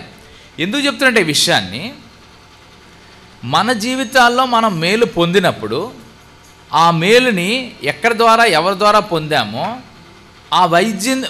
ఆ వైద్యశాలకి మేము పంపిస్తూ వచ్చాం అనుభవపూర్వకంగా. అంటే భౌతికంగా. ఇంకా ఆ బంధువుల సంగతి పక్కన పెడితే మా కొలీగ్స్ కావచ్చు, లేకపోతే ఇంకెవరైనా కావచ్చు, మాకు తెలిసిన వాళ్ళందరికీ ఆ హాస్పిటల్ రెఫర్ చేశాం. అంటే నేను ఇక్కడ ఏదో సిఎంసి వెల్లూరుని పబ్లిసిటీ చేయడానికి కాదు నేను మాట చెప్పేది. ఎందుకు చెప్తున్నా అంటే భౌతికంగా మనకి కలిగినటువంటి తెలిసిన విషయాన్ని వేరే వాళ్ళకి పంచుకోవడానికి ఇష్టపడతాం. ఎందుకంటే వాళ్ళు కూడా మన స్థితిలోనికి వచ్చినప్పుడు, వాళ్ళు కూడా మన సిచ్యువేషన్స్ గుండా వెళుతూ ఉన్నప్పుడు దాంట్లో నుంచి ఒక పరిష్కారం వారు పొందుకోవాలి. కాబట్టి వాళ్ళకి ఆ సలహా ఇస్తాం. మనం వీలైతే వాళ్ళతో పాటు వెళ్తాం సహాయం చేయడానికి. అక్కడక్కడ పరిస్థితులు పరిచయం చేసి వచ్చేస్తాం. ఎందుకు మనం అలా చేయడానికి ప్రయత్నం చేస్తామంటే ఒక మానవత్వాన్ని చాటించడానికి, మానవత్వానికి అంటే ప్రాముఖ్యమైనది ఏంటంటే యేసు ప్రభు రక్తంలో కడగబడినటువంటి ఒక విశ్వాసిగా లేదా క్రీస్తు ప్రేమను పొందుకున్న వారిగా మనం ఏం చేస్తాము, మనకు కలిగిన మేలు ఇతరులకు పంచుకోవడానికి ప్రయత్నం చేస్తాం. ఎందుకు? వాళ్ళు కూడా బాగుపడాలని, వాళ్ళు కూడా మేలు పొందాలని. ఇది సహజం. సో అదే నేను ఈ చివరి వర్తమానంలో మనం ఆలోచించుకోవాల్సినటువంటి టాపిక్గా మనం తీసుకోవచ్చు. ఇక్కడ ఏమని చెప్పాడంటే కీర్తనకారుడు, ప్రచురించుట మంచిది, లేదా ప్రకటించుట మంచిది, లేదా అందించుట మంచిది. చూడండి, ఈ ప్రచురించుట విషయానికి వస్తే బైబిల్ గ్రంథంలోంచి 3 వ్యక్తులు మేము ముందు పెడతాక ప్రయత్నం చేస్తా ఈ చివరి వర్తమానంలో క్లుప్తంగానే. సో ఈ 3 వ్యక్తుల గురించి మనం మాట్లాడుకునే విషయంలో మనం గ్రహించాల్సింది ఏంటంటే ఆ 3 వ్యక్తుల్ని మనతో పోల్చుకొని మనం ఎలాగా దేవుని యొక్క ఉద్దేశాన్ని నెరవేరుస్తున్నామని ఆలోచించుకుంటూ వద్దాం. అందులో మొట్టమొదటి వ్యక్తిని మీకు యోహాను సువార్త 4వ అధ్యాయం, జాన్స్ గాస్పెల్ 4th చాప్టర్, యోహాను సువార్త 4వ అధ్యాయం. అందరం కలిసి ఈ వచనాలు చదివితే మంచిది. యోహాను సువార్త 4వ అధ్యాయము అందరం కలిసి 39, 40, 41, 42 వచనాలు కలిసి చదువుకుంటాం. 39, 40, 41, 42 వచనాలు అందరం కలిసి. నేను చేసినవన్నీ నాతో చెప్పానని సాక్ష్యం ఇచ్చిన స్త్రీ యొక్క మాటను బట్టి ఆ ఊరిలోని సమరయుల్లో అనేకులు ఆయన యందు విశ్వాసం ఉంచిరి. ఆ సమరయులు ఆయన యొద్దకు వచ్చి తమ యొద్ద ఉండుమని ఆయన వేడుకొని గనుక ఆయన అక్కడ 2 దినములుండెను. ఆయన మాటలు వినినందున ఇంకనూ అనేకులు నమ్మి ఆ స్త్రీని చూచి, ఇక మీదట నీవు చెప్పిన మాటను బట్టి కాక మా మట్టుకు మేము విని ఈయన నిజముగా లోకరక్షకుడని తెలుసుకొని నమ్ముచున్నామని. ఒక స్త్రీ అంటాం కంటే ఒక సమరయ స్త్రీ, ఒక పాపాత్మురాలైనటువంటి స్త్రీ, ఒక పాపం చేసిన స్త్రీ, ఒక వ్యభిచారి అయిన స్త్రీ, ఈ రకరకాలుగా మనం మాట్లాడుకుంటూ వస్తాం ఈ భాగంలో ఈ వ్యక్తి గురించి. అయితే ఈ వ్యక్తి ఇంత అని ఒక రకంగా చెప్పాలంటే చెడ్డ సాక్ష్యం కలిగినటువంటి ఈ వ్యక్తి, బతుకు బాగోలేనటువంటి ఈ వ్యక్తి, ఒక రకంగా సామాజికంగా సాంఘికంగా ఏమాత్రం కూడా వెలివేయబడినటువంటి ఈ వ్యక్తి, ఏమాత్రం గుర్తింపు లేనటువంటి ఈ వ్యక్తి ఊరిని కదిలించిందండి దేవుని సువార్త. అర్థమవుతుందని చెప్పే మాటలో సమరయ ఆ గ్రామం కదిలొచ్చేసిందంట. తలంపు ఏంటంటే ఈ దినాన్న యేసు ప్రభు నిజంగా ఆ స్త్రీతో పోల్చుకుంటే మన బతుకులు కూడా అలాంటివి ఒకప్పుడు. అంత గొప్ప పాపం చేసి ఉండకపోవచ్చేమో కానీ ఏదో ఒక రీతిలో మన జీవితాల్లో అనేకమైన పాపాలు, దేవునికి ఇష్టం లేని పాపాలు మన జీవితంలో కలిగి ఉంటూ వచ్చాం. మన పాపాలు మనల్ని శాపానికి కొనిపోయేటట్టుగాను, మన పాపాలు మనల్ని నరకానికి తీసుకెళ్ళిపోయేటట్టుగాను, మన పాపాలు మనకు సమాధానం లేనివట్టుగాను, మన పాపాలు మనకు శాంతి లేకుండాను చేసినటువంటి పాపాలు కలిగి ఉన్నప్పుడు యేసు ప్రభు మన దగ్గరికి కూడా తన సువార్తను తీసుకుని వచ్చాడు. ఏ రీతిగా అయితే సమరయ స్త్రీ దగ్గరికి సుకారు అనే ఊరిలో యాకోబు బావు దగ్గర వచ్చి ఆమెను కలుసుకోవడానికి వచ్చాడో, నీవు కూడా ఏ ప్రాంతంలో ఉన్నప్పటికీ కూడా, ఒకవేళ అది వీరవాసం కావచ్చు, అది ఒకవేళ ఫలానా ఊరు కావచ్చు, ఫలానా తాండా కావచ్చు, ఫలానా కుగ్రామం కావచ్చు, అక్కడికి కూడా దేవుడు నిన్ను వెతుక్కుంటూ వచ్చాడు. నువ్వెక్కడుంటే అక్కడికి వచ్చాడు యేసుక్రీస్తు ప్రభువు వారు. ఈ దినాన కూడా అనేక మంది సువార్త పట్టుకొని కొండల్లోనూ కోనల్లోనూ పల్లెల్లోనూ కురుగ్రామాల్లోనూ సముద్ర పొడ్డుల్లా ఎక్కడ పడితే అక్కడ సువార్త తీసుకుని వెళ్తున్నారు. అంటే అర్థం ఏంటి? యేసు ప్రభువే ప్రతి మనుషుణ్ణి వెతుక్కుంటా వెళ్తా ఉన్నాడు. ఇది నాన్న ఆ ప్రతి వ్యక్తి మారాలనేదే దేవుని ఉద్దేశం. ప్రతి వ్యక్తి పాపాన్ని విడిచిపెట్టాలనేది దేవుని ఉద్దేశం. ప్రతి వ్యక్తి నిత్యత్వంలో చోటు పొందుకోవాలనేదే దేవుని ఉద్దేశం కనుక ఆ భారం కలిగిన దేవుడు, ఆ బాధ్యతగా తీసుకున్నటువంటి దేవుడు, మనం బాగుపడాలని కోరే దేవుడు సువార్తను ఎక్కడికంటే అక్కడికి పంపిస్తా ఉన్నాడు. అలాగే నీ దగ్గరికి నా దగ్గరికి కూడా వచ్చింది. అలాగే సమరయ స్త్రీ దగ్గరికి కూడా వెళ్ళింది. సమరయ స్త్రీ మాట్లాడుతూ వచ్చింది ఇలాగ, నేను చేసినవన్నీ నాకు చూపించిన ఈయన క్రీస్తు కాడా తెలుసుకుంటూ వచ్చింది. అవును, యేసుప్రభు నా హృదయాన్ని తెరిచాడు, యేసుప్రభు నాలో ఉన్న పాపాలన్నీ నాకు చూపించాడు, యేసుప్రభు నేను చేసిందల్లా నా జీవితాన్ని ఒక తెరిచిన పుస్తకంలా నా కళ్ళెదుట పెట్టాడు. ఈయన దేవుడు, ఈయన క్రీస్తు, ఈయన మెస్సయ్యి అని చెప్పి ఆమె గుర్తుకరుగుతూ వచ్చింది. ఏదైనా అయితే మన జీవితాల్లో కూడా యేసుప్రభు సువార్త మన దగ్గరికి వచ్చిందో, మన పాపాలను జ్ఞాపకం చేస్తూ వచ్చిందో, మన పాప హృదయం మీద ఆయన వాక్యపు వెలుగు ప్రకాశిస్తూ వచ్చిందో, మన పాపమని గ్రహిస్తూ వచ్చాం. యేసయ్యా నేను పాపిని, నా పాపాన్ని క్షమించు, నీ రక్తంలో నన్ను కడుగు అని అడుగుతూ వచ్చాం. వెంటనే యేసుప్రభు ఆయన రక్తంలో మన పాపాలు కడిగేస్తూ వచ్చాడు, మన బతుకులు మారుస్తూ వచ్చాడు. సమరయ స్త్రీ బ్రతుకు ఎలాగైతే ప్రభువు మారుస్తూ వచ్చాడో మన జీవితాలు కూడా మారుస్తూ వచ్చాడు. సమరయ స్త్రీ జీవితాన్ని మార్చంగానే ఆమె ఏం చేసింది తెలుసా? ఆహా, నేను మేలు పొందాను చాలు, దేవునికి స్తోత్రాలు, దేవునికి వందనాలు, నా ఇంట్లో నేను ఉంటాను, ఎందుకంటే నాకు రక్షణ వచ్చేసింది, నేను పరలోకానికి వెళ్తాను, ఇంకెవరితో నాకు సంబంధం లేదు అనుకోలామా. లేచి వెళ్ళింది, కొండ వదిలేసి వెళ్ళింది, గ్రామంలోనికి వెళ్ళింది.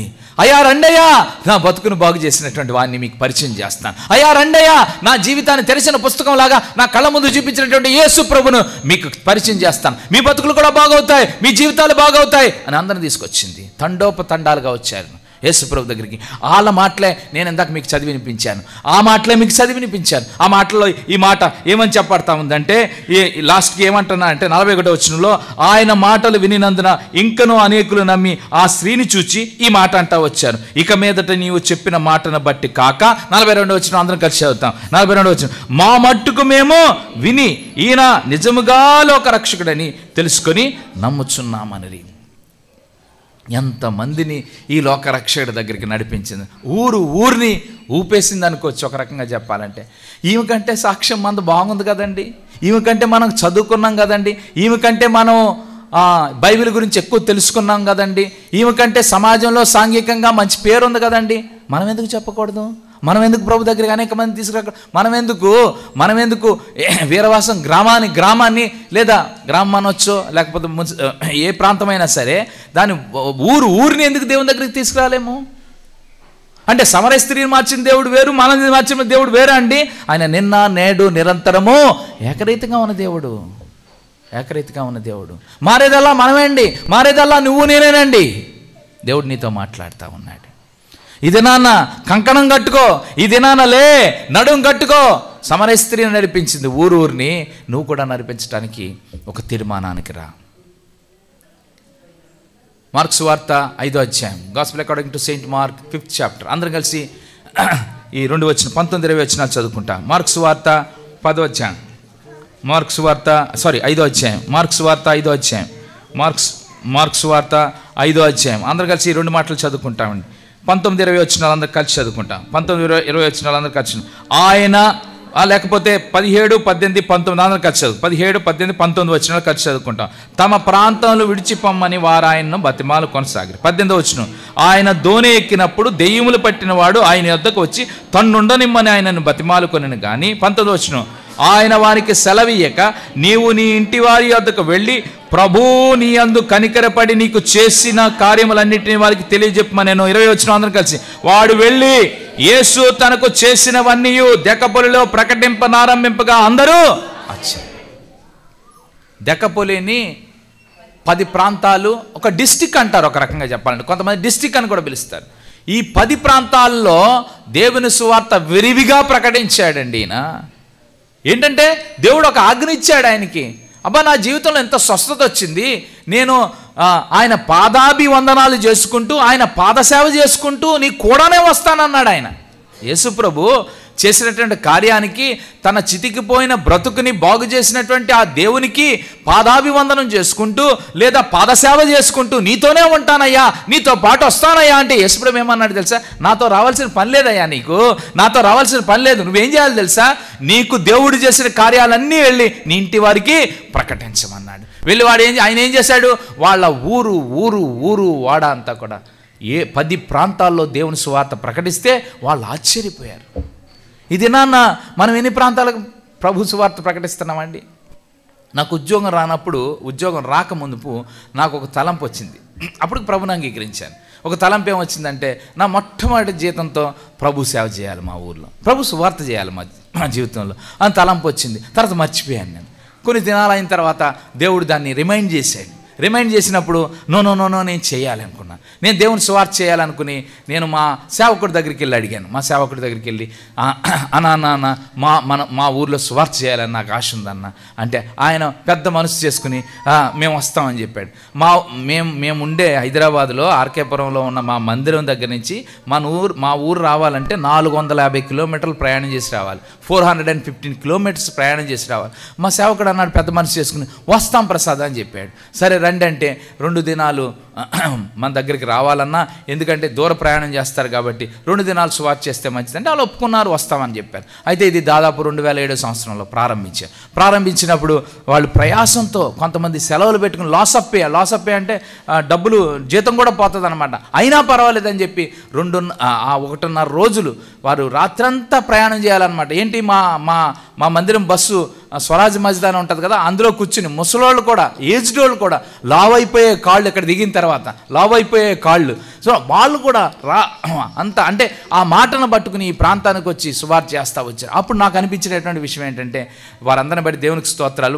నాకు వచ్చిన తలంపు ఏంటంటే, మా చుట్టాలు ఏ ఊర్లో ఉన్నారో ఆయా ఊర్లో సువార్త ప్రకటించాలని చెప్పి ఫస్ట్ మా ఊర్లో చేయించాము. తర్వాత మా చుట్టుపక్కల ఉన్నటువంటి ఊర్లో చేయిస్తూ, మా చుట్టాలు ఉన్నారు, నేను ఎక్కడ చదువుకున్నాను ఆ ప్రాంతాల్లో, అలాగా చేస్తూ కొన్నాళ్ళకి ఏమైందంటే మా చుట్టాల ఊర్లు అన్నీ కూడా అయిపోయినాయి. మా చుట్టాల గడపలు ఎక్కడ ఉన్నాయో ఆ ఊర్లో అలా ప్రకటించేసరికి అవి కూడా అయిపోయినాయి. అయిపోయిన తర్వాత నేను మానదలుచుకోలేదు, ప్రతి సంవత్సరం చేయించాలని మానదలుచుకోలేదు. మళ్ళీ చేయించడం మొదలు పెడితే దాదాపు మా చుట్టుపక్కల తాలూకాలన్నీ కూడా, మండలాలన్నీ కూడా కవర్ అయిపోయినాయి. తర్వాత 2 సార్లు 3 సార్లు కవర్ చేస్తూ వచ్చాం. ఎప్పుడు దాకా చేసాం? 2019 వరకు చేసాం. 2007, 2008 నుంచి ప్రారంభించి 2019 వరకు మేము సువార్త చేసాం. 2020లో చేయలేదు. ఎందుకు చేయలేదంటే మీకు అందరికీ తెలుసు అనుకోండి, కరోనా వచ్చింది కాబట్టి చేయలేదు. చేయకపోయేసరికి మళ్ళీ చేయాలని తలంపు అనమాట.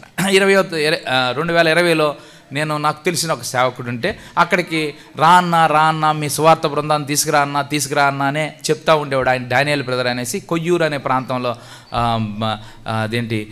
అల్లూరు సీతారామరాజు జిల్లాలో ఆయన సేవ చేసేవాడు అనమాట. అయితే అక్కడికి రమ్మంటా ఉంటే నేను వెళ్ళా. ఎప్పుడు 2020 డిసెంబర్లో వెళ్ళాను. వెళ్ళినప్పుడు ఆయన దగ్గర సేవా పరిచర్య ముగించినప్పుడు ఆయన అన్నాడు, అన్న సువార్త ఇక్కడికి తీసుకురండి అన్న, ఇక్కడంతా ఏజెన్సీ ప్రాంతం అన్న, ఇక్కడ అందరికీ సువార్త ప్రకటిస్తే బాగుంటుందని చెప్తే మేము రిక్వెస్ట్ చేస్తే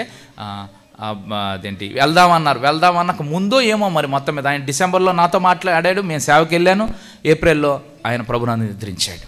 యవనస్తుడే, నాకంటే ఒక 2 సంవత్సరాలు పెద్దోడు.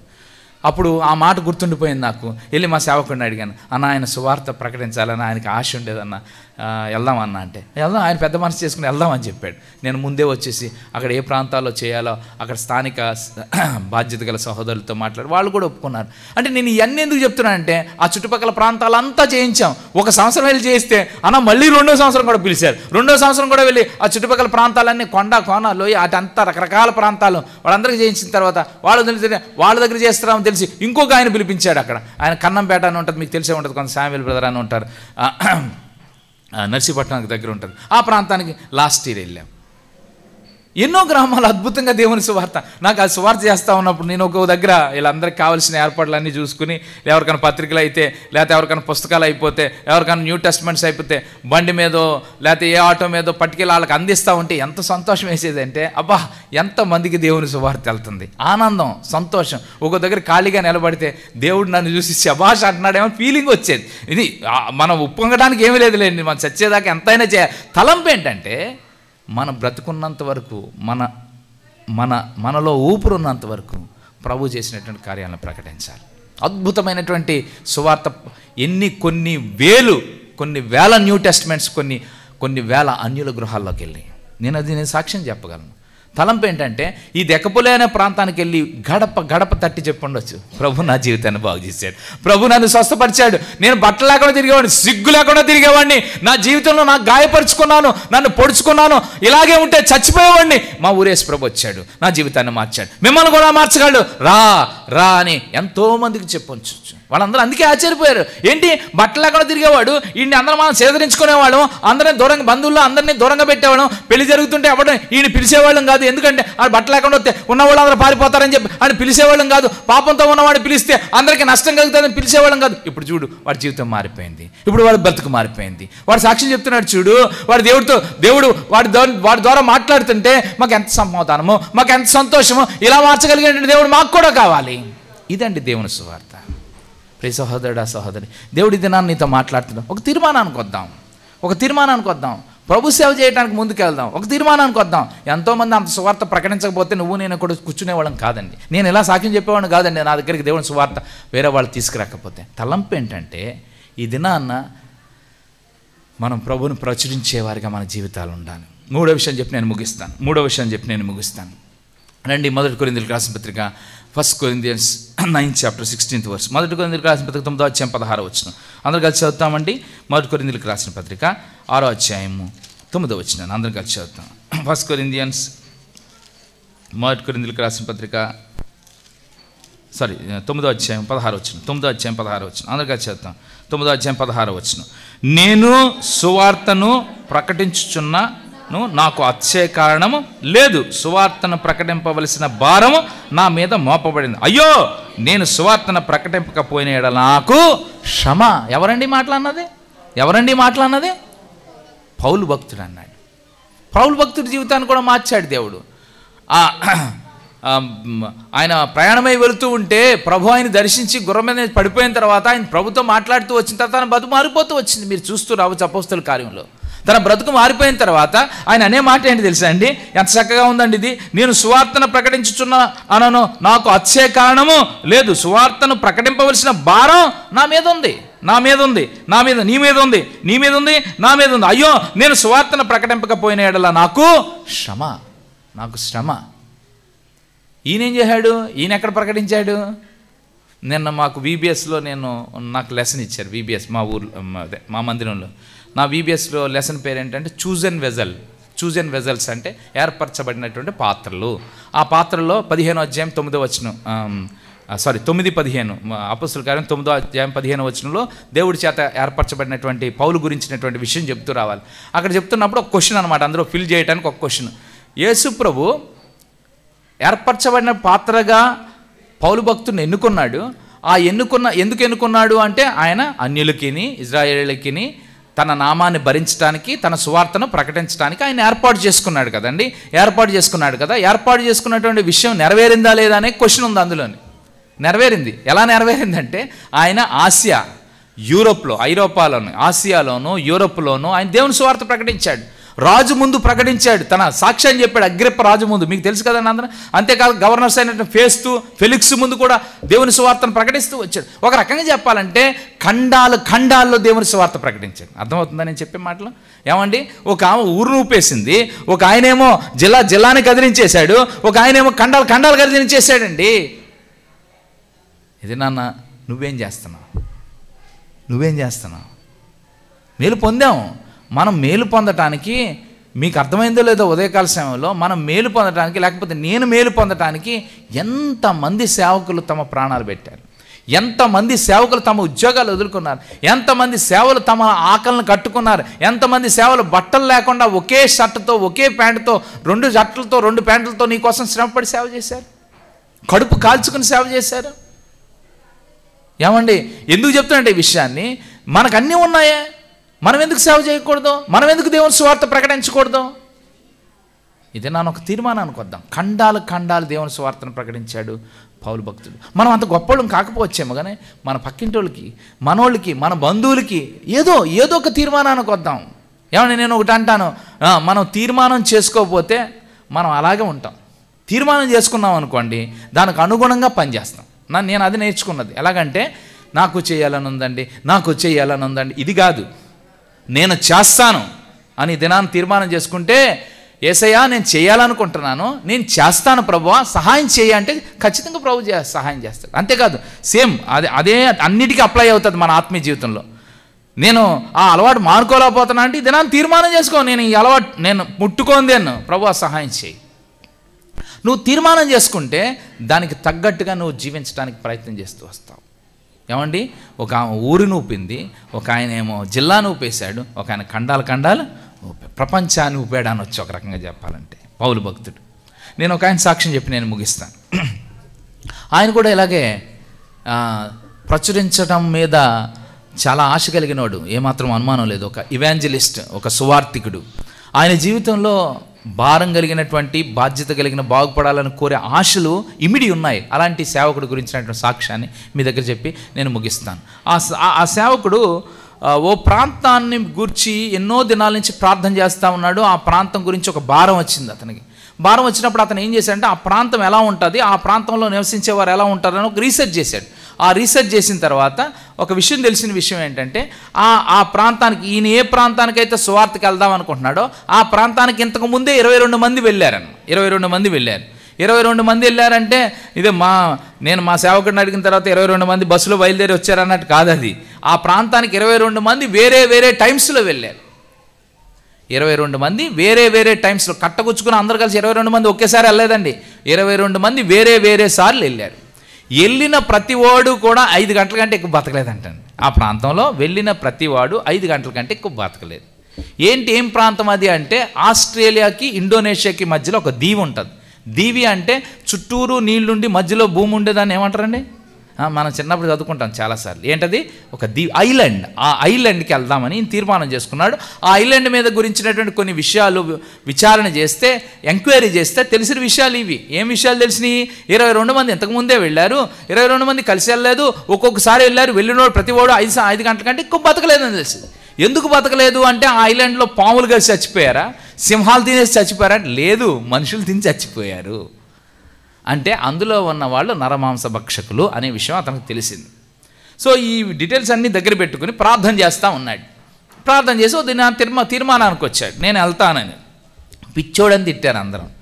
ఒరే, నీ పక్కన ఉన్న వాళ్ళకి ఎవరికో చెప్పుకోరా బాబు, అక్కడికి వెళ్ళి నీ ప్రాణం మీదకి తెచ్చుకుంటామంటే ఆల్రెడీ 22 మంది చచ్చిపోయారని చెప్పేసి నువ్వే చెప్తున్నావు డీటెయిల్స్. 22 మందిని కూడా తినేశారని చెప్తా ఉన్నావు, నువ్వెలా వెళ్తావు అని చెప్పి అందరూ అంటే, లేదు ప్రభు వెళ్ళమంటున్నాడు, నేను వెళ్తాను, నాకు ఆ భారం ఉంది అని వెళ్ళటానికి ప్రయత్నం చేశాడు. అయితే ఈయన వెళ్ళే ముందు ఒక తీర్మానానికి వచ్చాడు, ఇందాక చెప్పినట్టుగానే. ఏం తీర్మానానికి వచ్చాడంటే, ఆయన తన హృదయంలో దృఢంగా నిశ్చయం చేసుకున్న విషయం ఏంటంటే, నేను వెళ్తాను అక్కడికి. నేను వెళ్ళిన తర్వాత నేను 5 గంటల కంటే ఎక్కువ బ్రతికితే అక్కడ ప్రభు నాతో ఉన్నాడని నేను నమ్ముతానని చెప్పేసి వెళ్ళాడు. వెళ్ళిన తర్వాత ఎలా వెళ్ళాడో మనకు తెలియదు. ఈదుకుంటూ వెళ్ళాడా, పడవేసుకుని వెళ్ళాడో మనకు తెలియదు. వెళ్ళంగానే ఆ ఐలాండ్లో ఆరాధించడం మొదలుపెట్టాడు.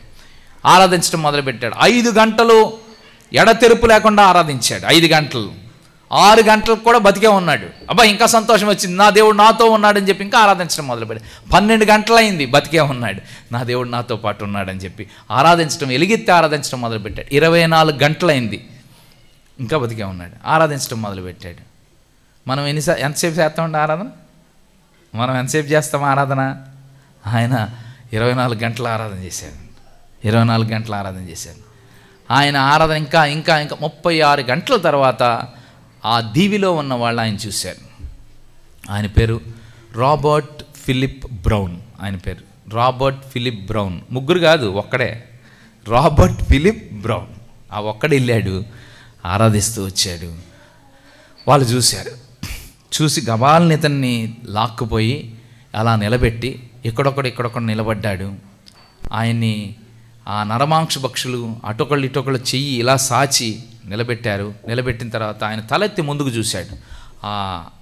కొంచెం ఆ ముందు దూరంలో 70-80 మంది ఉన్నారు. ఇలాంటి వాళ్ళే, బట్టలు వేసుకోకుండా నరమాంస భక్షకులు అనమాట. అక్కడ ఒక మంట వేసుకుని, ఆ మంట చుట్టూరు కూడా క్యాంప్ ఫైర్ వేసుకుని చుట్టూరు కూడా డ్యాన్స్ వేస్తూ ఉన్నారు. ఆ సన్నివేశం ఇతను చూశాడు. ఇతనికి అర్థమైపోయింది.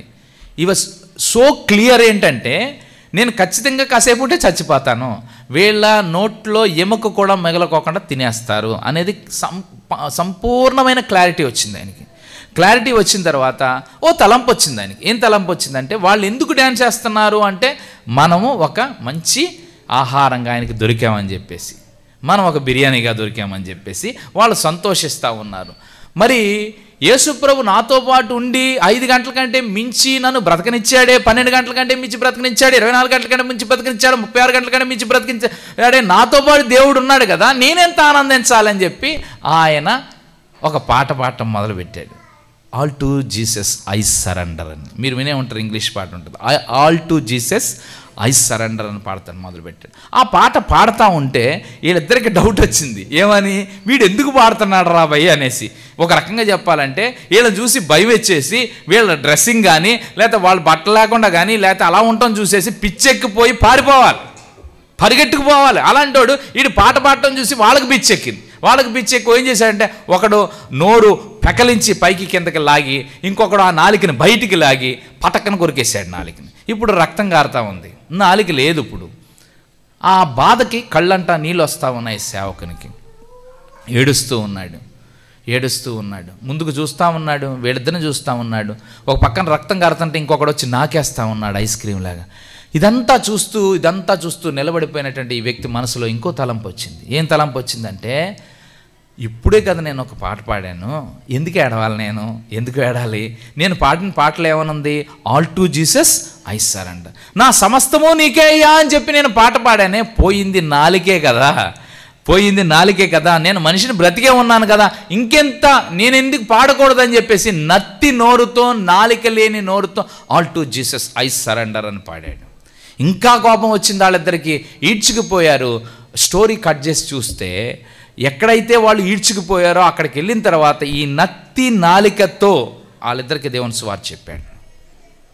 వాళ్ళిద్దరు ప్రభుని తెలుసుకోగలుగుతూ వచ్చారు. నరమాంస భక్షకులు, బట్టలు లేనోళ్ళు, లేకపోతే నాగరికత ఎరగనోళ్ళు ఇద్దరు ప్రభుని అంగీకరించారు, ప్రభుని తెలుసుకుంటూ వచ్చారు వాళ్ళు. ఈ సాక్ష్యాన్ని మా మందిరంలో నేను చెప్పి కిందకి దిగెళ్ళిపోయిన తర్వాత మా సేవకుడు వచ్చి చెప్పిన మాట, నాకు అప్పటి వరకు తెలియదు. మా సేవకుడు వచ్చి చెప్పిన మాట ఏంటంటే, ఏ దినాన్నైతే ఆయన ఆ ఇరాంజీ అనే దీవిలో అడుగు పెట్టాడో అప్పటికల్లా, అడుగు పెట్టక ముందు కల్లా అందులో ఉన్న వాళ్ళందరూ నరమాంస భక్షకులే.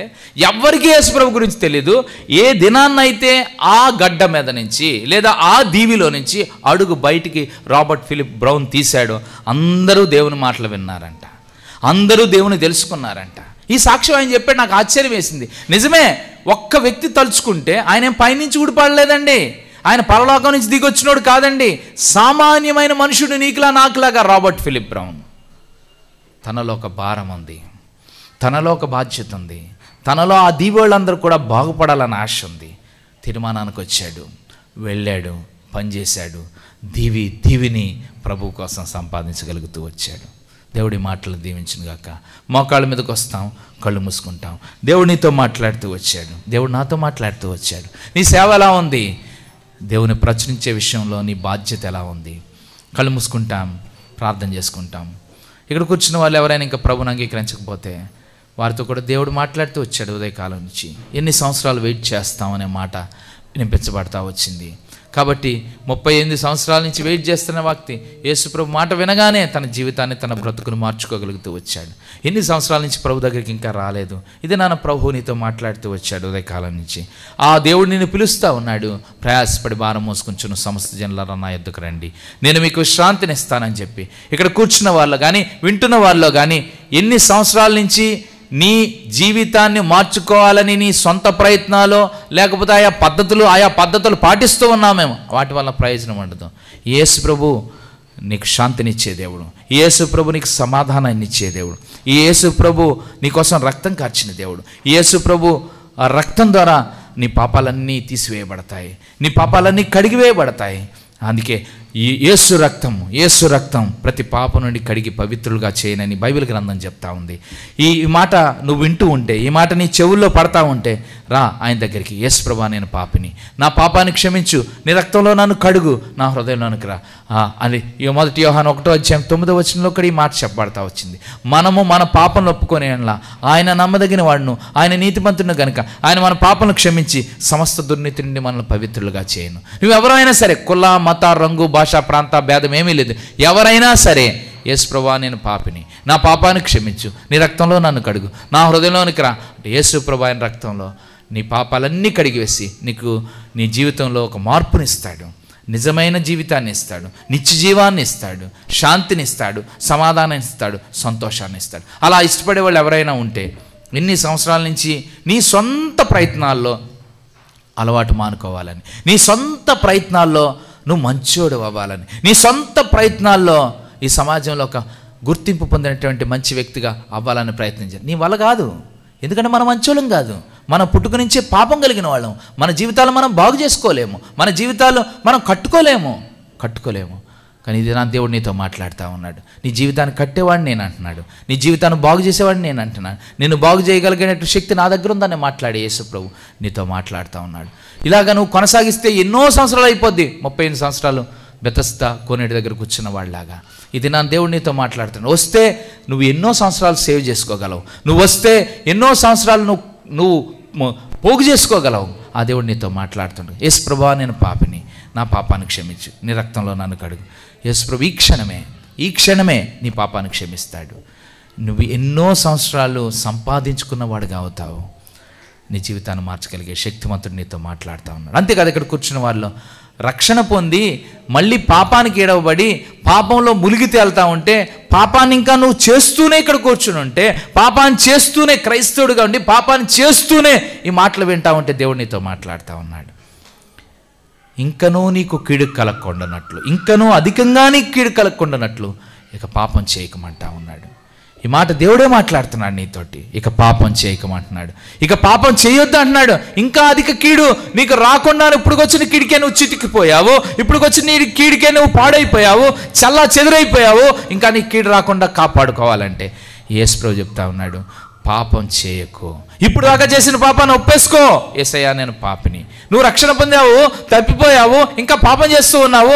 దేవుడు చెప్తా ఉన్నాడు, తిరిగి సమకూర్చబడాలని ఇష్టపడే దేవుడు మాట్లాడుతూ ఉన్నాడు. యేసు ప్రభువా, నేను పాపిని నువ్వు ఒప్పుకుంటే యేసు ప్రభు ఈ క్షణమే నీ పాపాలను క్షమిస్తాడు, ఆయన రక్తంలో కడుగుతాడు, ఆయన తిరిగి సమకూర్చుకుంటాడు. తిరిగి తప్పిపోయిన గొర్రెను భుజాల మీద వేసుకుని ఊరేగించినట్టుగా నిన్ను కూడా ఇది నాన్న ఊరేగించడానికి ఇష్టపడతా ఉన్నాడు. మూడో విషయం నేను ముగిస్తాను. మూడో విషయం, నువ్వు రక్షణ పొందావు, నీ ఒక తీర్మానానికి రా. నేను దేవుని పని చేస్తాను, దేవుని సువార్తను ప్రకటిస్తాను. సమరయ స్త్రీ ప్రకటించింది, శానా దేవుని పెట్టినవాడు ప్రకటించాడు, సౌలు భక్తుడు ప్రకటించాడు. ఇది నువ్వు కూడా ప్రకటించాలంటే ఓ తీర్మానానికి రా, మనసులోని హృదయంలో ఒక తీర్మానానికి రా. యేసయ్యా, నీ పని నేను చేస్తాను. ఒక నిమిషం మౌనంగా ఉంటాం. ఈ 3 సందర్భాల్లో మీరు పరీక్షించుకుంటే ఇది మీరు అంత ధన్యురాలు ఎవరు ఉండరు. ఒక తీర్మానానికి వచ్చేస్తే ఈ దినం నుంచి నీ జీవితాన్ని బాగు చేసే దేవుడు, ఈ దినం నుంచి నీ జీవితాన్ని మార్చే దేవుడు, ఈ దినం నుంచి ఆయన ద్వారా మేలు ఆశీర్వాదాలు పొందుకుంటారా. ఒక నిమిషం మౌనంగా ఉంటాం. ప్రభు దగ్గర మనం సరి చేసుకుంటూ వద్దాం. ప్రభు దగ్గరికి వద్దాం. ప్రభు దగ్గర తీర్మానం చేసుకుంటాం, ప్రార్థన చేసుకుంటాం.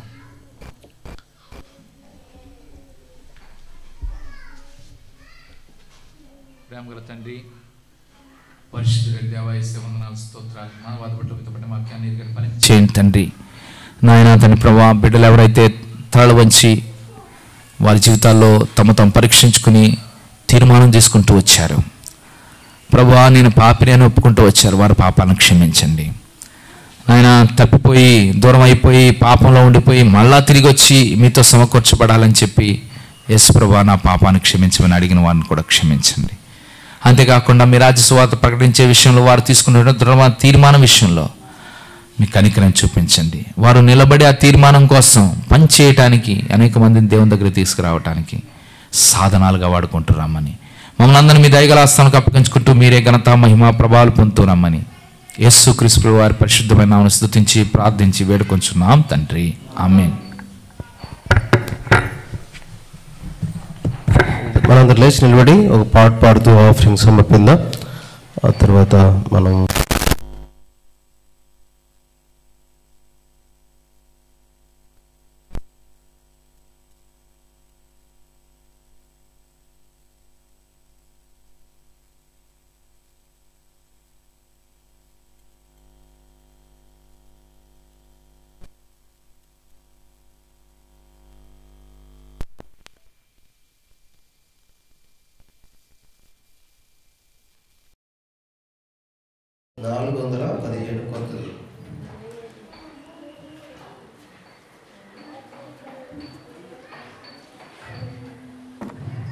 పాతది 412 అండి. మనందరూ లేచి నిలబడి ఆఫరింగ్ సమర్పిస్తూ ఈ పాట పాడదాం.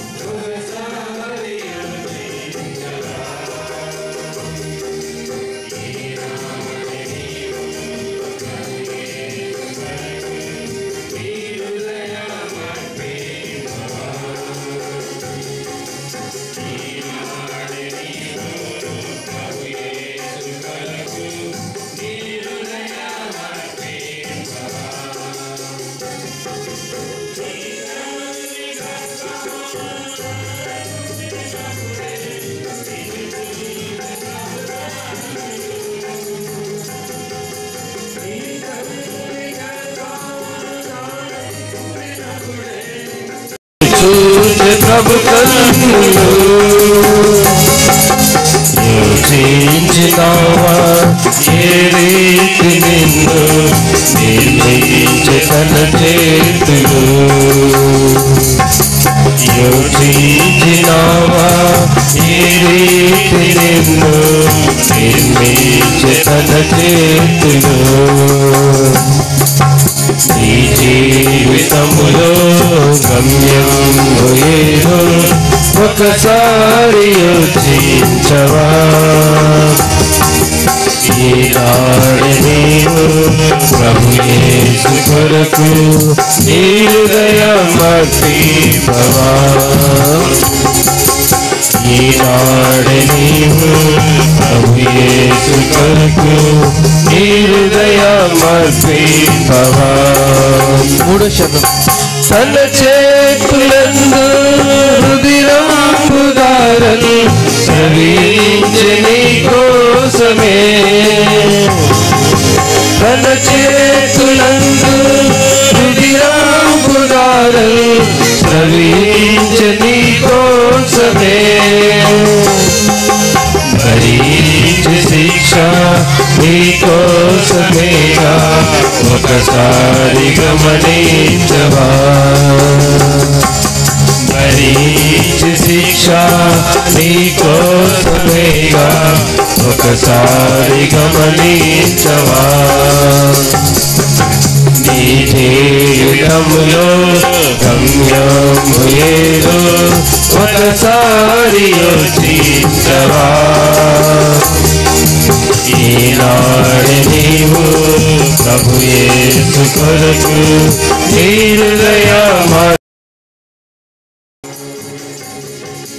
ఈనాడు నీవు ప్రభు యేసు కొరకు నీ హృదయమర్పింపవా. కూర్చోండి. ప్రభు యేసు నిన్ను సన్నిధించినట్టే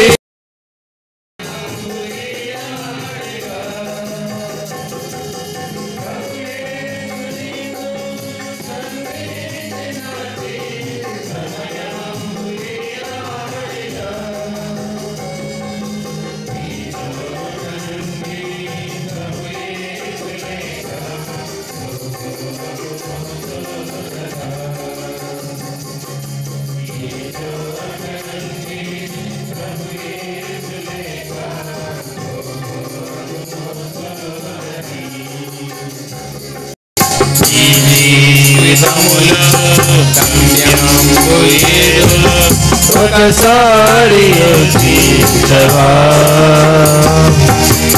ఈనాడు నీవు ప్రభు యేసు కొరకు నీ హృదయమర్పింపవా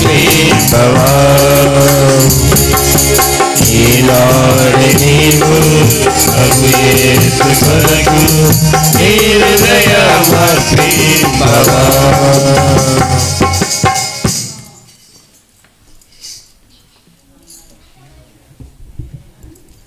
వార కార్యక్రమాలు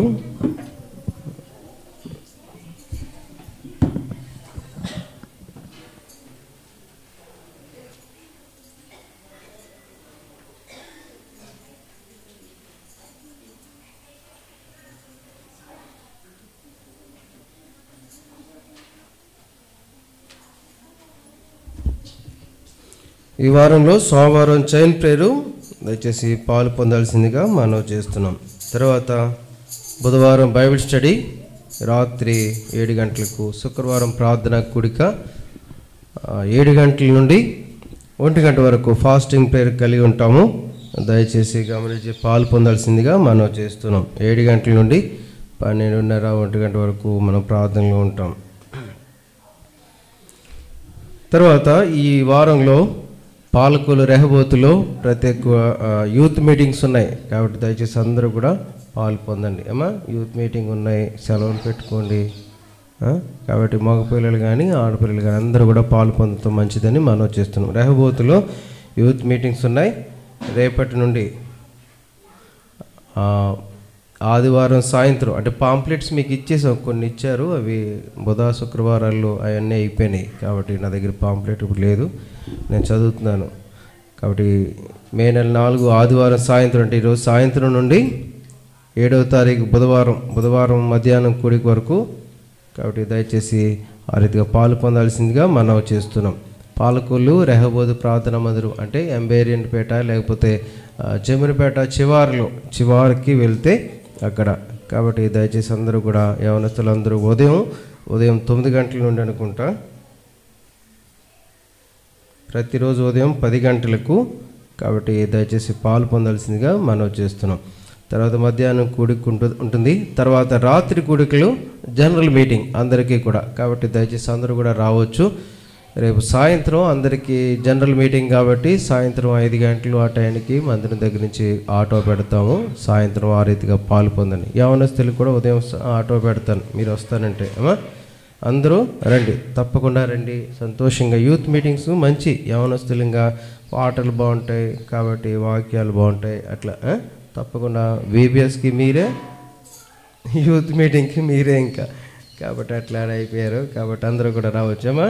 మీ అందరూ లూదియా నువ్వు కూడా రావచ్చు, అందరూ చిన్నపిల్లలైనా పర్లేదు అమ్మా, రండి. వాళ్ళని పంపించండి, పిల్లలైనా పర్లేదు వాళ్ళని పంపించండి, ఆ రీతిగా వాళ్ళు వింటారు. పాల్ గిడియన్ అంకుల్ వస్తున్నారు, జీవన్ ప్రమోద్ గారు, తర్వాత రవిరంజన్ గారు వస్తున్నారు. కాబట్టి దయచేసి ఆ రీతిగా పాలు రావాల్సిందిగా మనం చేస్తున్నాం.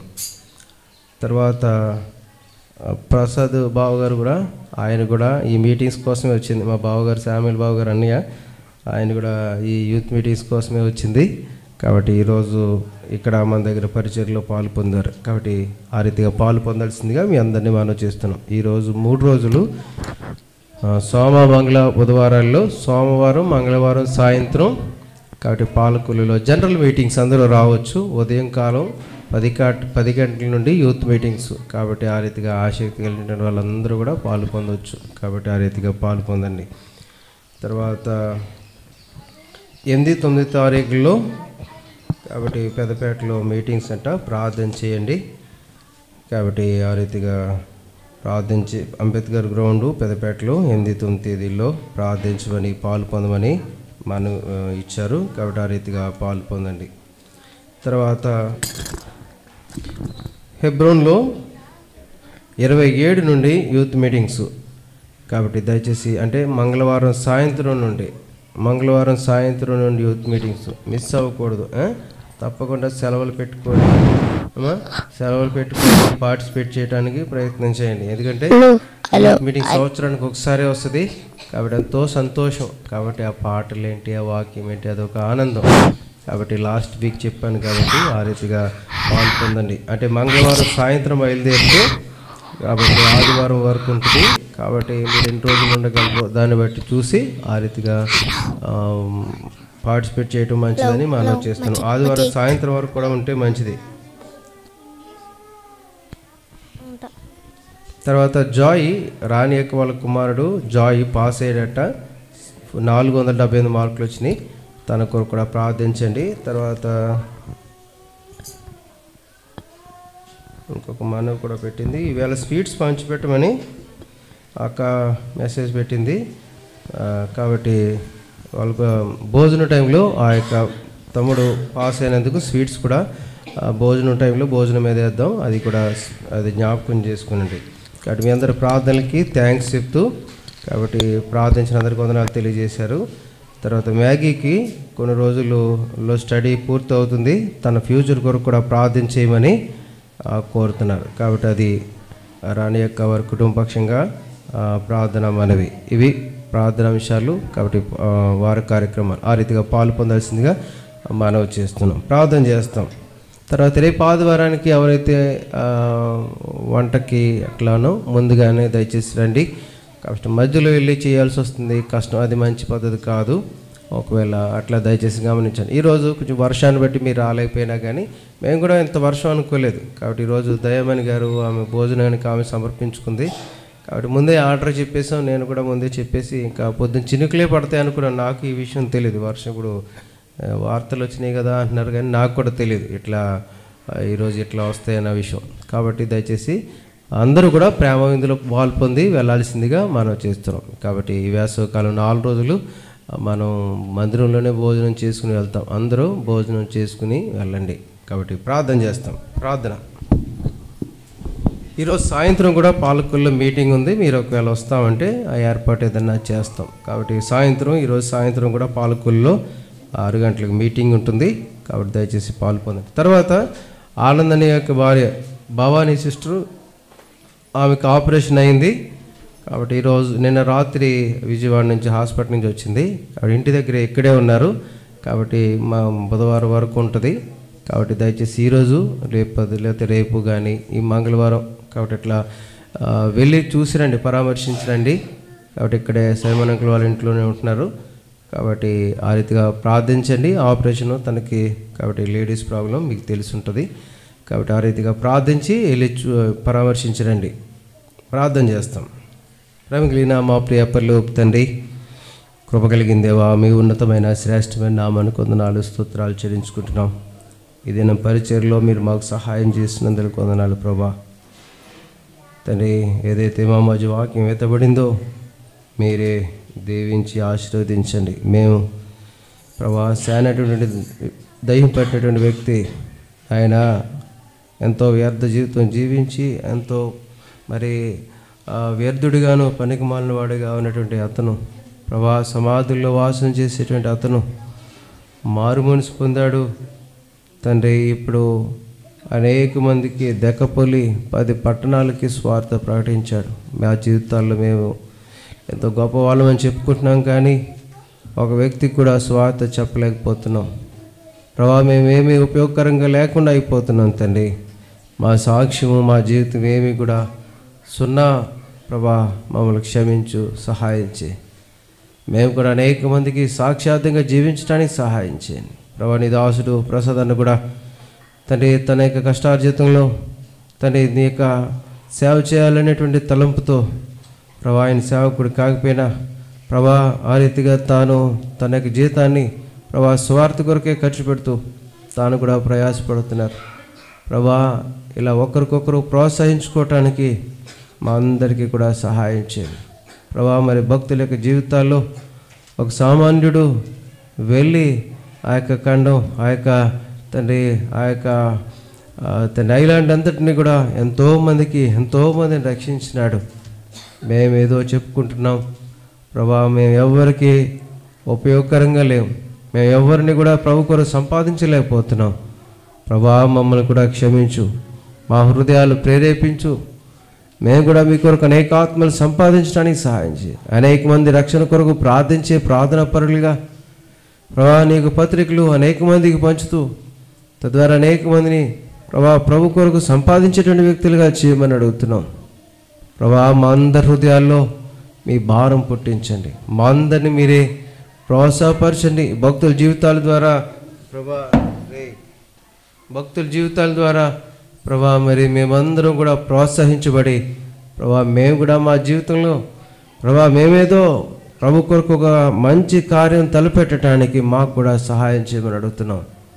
ప్రభా మీరే కనికరం చూపించమని కూడా కోరుతున్నాం. మా పితరులు ఎంతోమంది కొరడాలతో కొట్టబడ్డారు, రాళ్ళతో ప్రభా రంపాలతో అనేక శ్రమలు అనుభవించారు. ప్రభా వారితో అనేక మంది హతసాక్షులైనారు. వాళ్ళందరితో పోల్చుకుంటే మేమేమీ కాదు. కానీ ప్రభా మీరే సహాయం చేయమని అడుగుతున్నాం. మీరే కనికరం చూపించమని మీ కృపను కోరుతున్నాం తండ్రి. మేము కూడా కొన్ని ఆత్మను మీ కొరకు సంపాదించడానికి మా అందరి హృదయాలను మండించమని కూడా కోరుతున్నాం. విన్న వాక్యము మా హృదయాల్లో ఫలించినట్లుగా చేయమని అడుగుతున్నాం తండ్రి. ప్రభా కనికరం చూపించు, ప్రభా సహాయం చేయమని అడుగుతున్నాం. దయ చూపించండి ప్రభా. మేము కూడా ఘనత నిమిత్తమైనటువంటి పాత్రగా వాడబడటానికి మాకు కూడా సహాయం చేయమని అడుగుతున్నాం. నేను రేపటి నుండి నేను ఈరోజు సాయంత్రం నుండి యూత్ మీటింగ్స్ మరి స్పెషల్ మీటింగ్స్గా నేను రెహబోతులో పెట్టుకునేట్టుగా నేను మేము కూడా పాలు పొందటానికి, తద్వారా ఆత్మీయంగా మేమందరం మేలు పొందటానికి సహాయం చేయమని కూడా కోరుతున్నాం. మా యవనస్తులు మేమందరం వెళ్ళి ఆత్మీయంగా మేలు పొంది రావడానికి సహాయం చేయండి ప్రభా. మీరే కనికరం చూపించండి. పెద్దవాళ్ళు కూడా నేను సాయంత్రాల కుడికల్లో పాలు పొందటానికి సహాయం చేయండి. అందరూ మేలు పొందటానికి సహాయం చేయండి. కనికరం చూపించు. అక్కడ మరి నాయకత్వం వహిస్తున్న నీ బిడ్డలకు తోడుగా నీ దాసుడు శాంసన్ అంకులు ప్రభా, మరి మనీష్ బాబు గారు ప్రభా, ఇంకా ఎవరైతే బాధ్యత వహిస్తున్నారో వారందరికీ సహాయం చేసి మీ జ్ఞాన హృదయం దయచేసి కృప చూపించండి. అక్కడ వాడబడేటువంటి దాసులు మీరే అభిషేకించుకుని వాడుకునండి, సహాయం చేయండి. ఏర్పాటు పనులన్నింటిలో తోడుగా వాతావరణం అనుకూలింపు చేయండి. యవనస్తులందరూ వచ్చి మేలు పొందడానికి సహాయం చేయండి. కనికరం చూపించండి. మీరే సహాయం చేయవలసిందిగా మీ సన్నిధిలో ప్రార్థన చేస్తున్నాం ప్రభా. ఈ వారి కార్యక్రమాల్లో కూడా తోడుగా ఉండి 8-9 ప్రభా మరి వీధిలో మీటింగ్స్ పెట్టుకుని ఉన్నారు. ఆయన ఆ మీటింగ్స్లో కొంతమంది అయినా మార్పు చెందడానికి సహాయం చేయండి. అదే రీతిగా నాయన ఓ ప్రభా మరి జనవరి ఓ ప్రభా మే నెల 27వ తారీఖు నుండి జరిగేటువంటి ఆ మీటింగ్స్లో కూడా మీరే సహాయం చేయమని అడుగుతున్నాం. ఆ మీటింగ్స్లో కూడా మీ కృపను కోరుతున్నాం తండ్రి. నాయన తండ్రి ప్రభా నాయన ప్రభా 27 నుండి హెబ్రోన్లో జరిగేటువంటి యూత్ మీటింగ్స్ కొరకే మమ్మల్ని సిద్ధపరచండి. మేము కూడా వెళ్ళడానికి వాతావరణం అనుకూలింపచేయండి, కృప చూపించండి. మాకు కూడా సహాయం చేయమని మీ కృపను కోరుతున్నాం తండ్రి. అంతేకాకుండా ఓ ప్రభా మరి మా ప్రార్థన మీరు ఆలకించండి ప్రభా. అంతేకాకుండా తండ్రి ఏదైతే మరి ప్రార్థన అవసరాలు ఉన్నాయో 14వ తారీఖున స్వీటీ మ్యారేజ్, ఆ విషయంలో కూడా వాతావరణం అనుకూలింపచేయండి ప్రభా. ఇంకా ఎవరు ఈ రీతిగా ప్రార్థన అవసరాలు కోరుతున్నారో వాళ్ళందరి కొరకును మీ సన్నిధిలో ప్రార్థన చేస్తున్నాం. కృప చూపించి దయ చూపించండి నాయన. ప్రభా జాయ్ కూడా మరి 10th మరి పాస్ అవడానికి మంచి మార్కులు ఇచ్చినావు, అందుకు వందనాలు. తన భవిష్యత్తు కూడా దేవునికరంగా చేయండి. మ్యాగీ కూడా మరి తన యొక్క స్టడీ అయిపోతుంది, భవిష్యత్తు ఏం చేయాలో తన ఫర్దర్ స్టడీస్ లేదా జాబ్ కొరక మీ ఆలోచన దయచేసి కనికరం చూపించమని అడుగుతున్నావు. సహాయం చేయండి.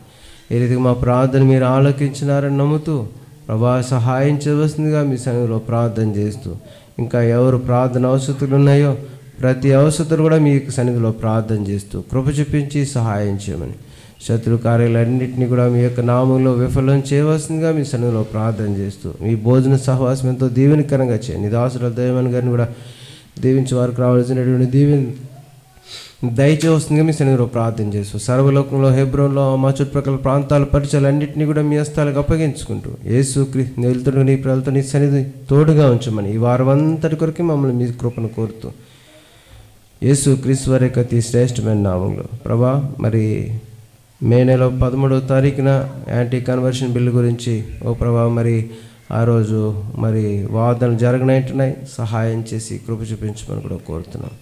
ఓ ప్రభా ఈ రీతిగా ఇంకా ఏదైతే ప్రార్థన అవసరాలు ఉన్నాయో సమస్తాన్ని కూడా మీ హస్తాలకు అప్పగించుకుంటూ ప్రార్థన ఆలకించినారని కూడా నమ్ముతూ యేసుక్రీస్తు వారి అతి శ్రేష్టమైన నామమున స్తుతించి ప్రార్థించి అడిగి వేడుకుంటున్నాం తండ్రి. ఆమేన్. తండ్రి దేవుని యొక్క ప్రేమ, కుమారుడైన యేసుక్రీస్తు వారి యొక్క కృప, పరిశుద్ధ ఆత్మ యొక్క అన్యోన్య సహవాసం ఇక్కడ చేరిన మనకు సకల పరిశుద్ధులకు సదాకాలం తోడైండును గాక. ఆమేన్. ప్రజలందరికీ దయచేసి చిన్న మనవి, మళ్ళీ మా బావగారు వారు కార్డ్స్ పంపించారు మీ అందరికీ ఇవ్వమని, కాబట్టి దయచేసి ప్రతి కుటుంబానికి మన వారు ఇవ్వలేకపోయాము. కాబట్టి ఇప్పుడు మీ భోజన సమయంలో నేను కార్డ్స్ అవన్నీ కూడా మీకు ఇస్తాం జరుగుతుంది. తర్వాత ఈ మే నెల 13వ తారీఖున యాంటీ కన్వర్షన్ బిల్లు మీద భోజనం అవుతుందండి. కొంచెం ఇంకా అది ఇంకా అవ్వలేదు, అవుతుంది. దాని తర్వాత యాంటీ కన్వర్షన్ బిల్ మీద వాదనలు జరగనే ఉన్నాయి. కాబట్టి అందరూ కూడా భోజనం చేసేయాలని అన్నను కూడా ఉండమని చెప్పండి. అని భోజనం ఉండమని చెప్పాను నేను. భోజనం కూడా. తర్వాత యాంటీ కన్వర్షన్ బిల్ అని అంటే మత నిరోధక చట్టం అనేటువంటిది దాని మీద జరగనే ఉంది. కాబట్టి దాని కొరకు ప్రార్థించండి. ఎందుకంటే ఈ తీర్పు చాలా కీలకమైనటువంటిది. దాన్ని ఏమంటారు, యాంటీ కన్వర్షన్ అంటే మత నిరోధక చట్టం అండి. దీనివల్ల మనం ఒక వ్యక్తిని రక్షించలేము, అంటే బాప్తీసం ఇవ్వలేము, ఏమీ చేయలేము. మనం బయటికి కూడా సువార్తకి వెళ్ళలేము. ఇది 9 రాష్ట్రాలు ఇప్పటికే ఉన్నాయి. అయితే ఈ పగడాల ప్రవీణ్ గారు దాని మీద మాట్లాడాల్సింది. అయితే ఆయన చనిపోయాడు. ఆయన పక్షంగా బిబో అని ఎవరినో ఒక ఆయన పెట్టారు. ఇప్పుడు అతను రేపొద్దున 13వ తారీఖున మాట్లాడతాడు. ఈ 13వ తారీఖు చాలా కీలకం. ఎందుకు అని అంటే ఆ రోజు తీర్పు మనకు ఫేవర్గా అయినా రావచ్చు, వ్యతిరేకంగా అయినా రావచ్చు. ఎందుకంటే ఇప్పుడు ఉన్నటువంటి సుప్రీంకోర్టు ప్రధాన న్యాయమూర్తి ఆ రోజే పదవీ విరమణ చేస్తాడు. సో అతను దిగిపోయే సమయానికి మంచి అయినా చేయొచ్చు, చెడైనా చేసేసి దిగిపోవచ్చు. ఎందుకంటే అతనికి ఫుల్ రైట్స్ ఉంటాయి. ఇప్పుడు ఇంకొక మాట మాట్లాడుకోవాలి అని అంటే, ఎందుకంటే అతను గవర్నమెంట్ కూడా వాళ్ళకి ప్రలోభ పెడుతుంది. ఎందుకు నువ్వు దిగిపోతున్నావు, నీకు ఎంత కావాలో అంత ఇస్తానని అంటుంది. కాబట్టి ఏదో మాకు అనుకూలంగా తీర్పిచ్చేసి దిగిపో. అలాగైనా వాళ్ళు చెప్పి దానికి అట్లానైనా లొంగిపోయి తను అలాగైనా తీర్పిచ్చేసి అట్లానైనా చేసేయచ్చు. కాదు, నేను ఏదైనా ఒక సచ్చీలుడిగా ఒక మంచి తీర్పిచ్చి చరిత్రలో నేను నిలిచిపోవాలనుకుని అట్లానైనా మనకు ఫేవర్గా ఇవ్వచ్చు. రెండు ఏదైనా జరగచ్చు.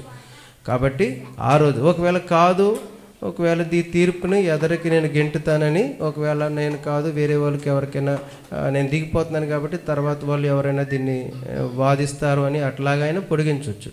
కాబట్టి ఏదైనా మనకి ఆ రోజు చాలా ప్రాముఖ్యమైనది. దాని గురించి ప్రార్థించండి. అందరికీ వందనాలు. Praise lord.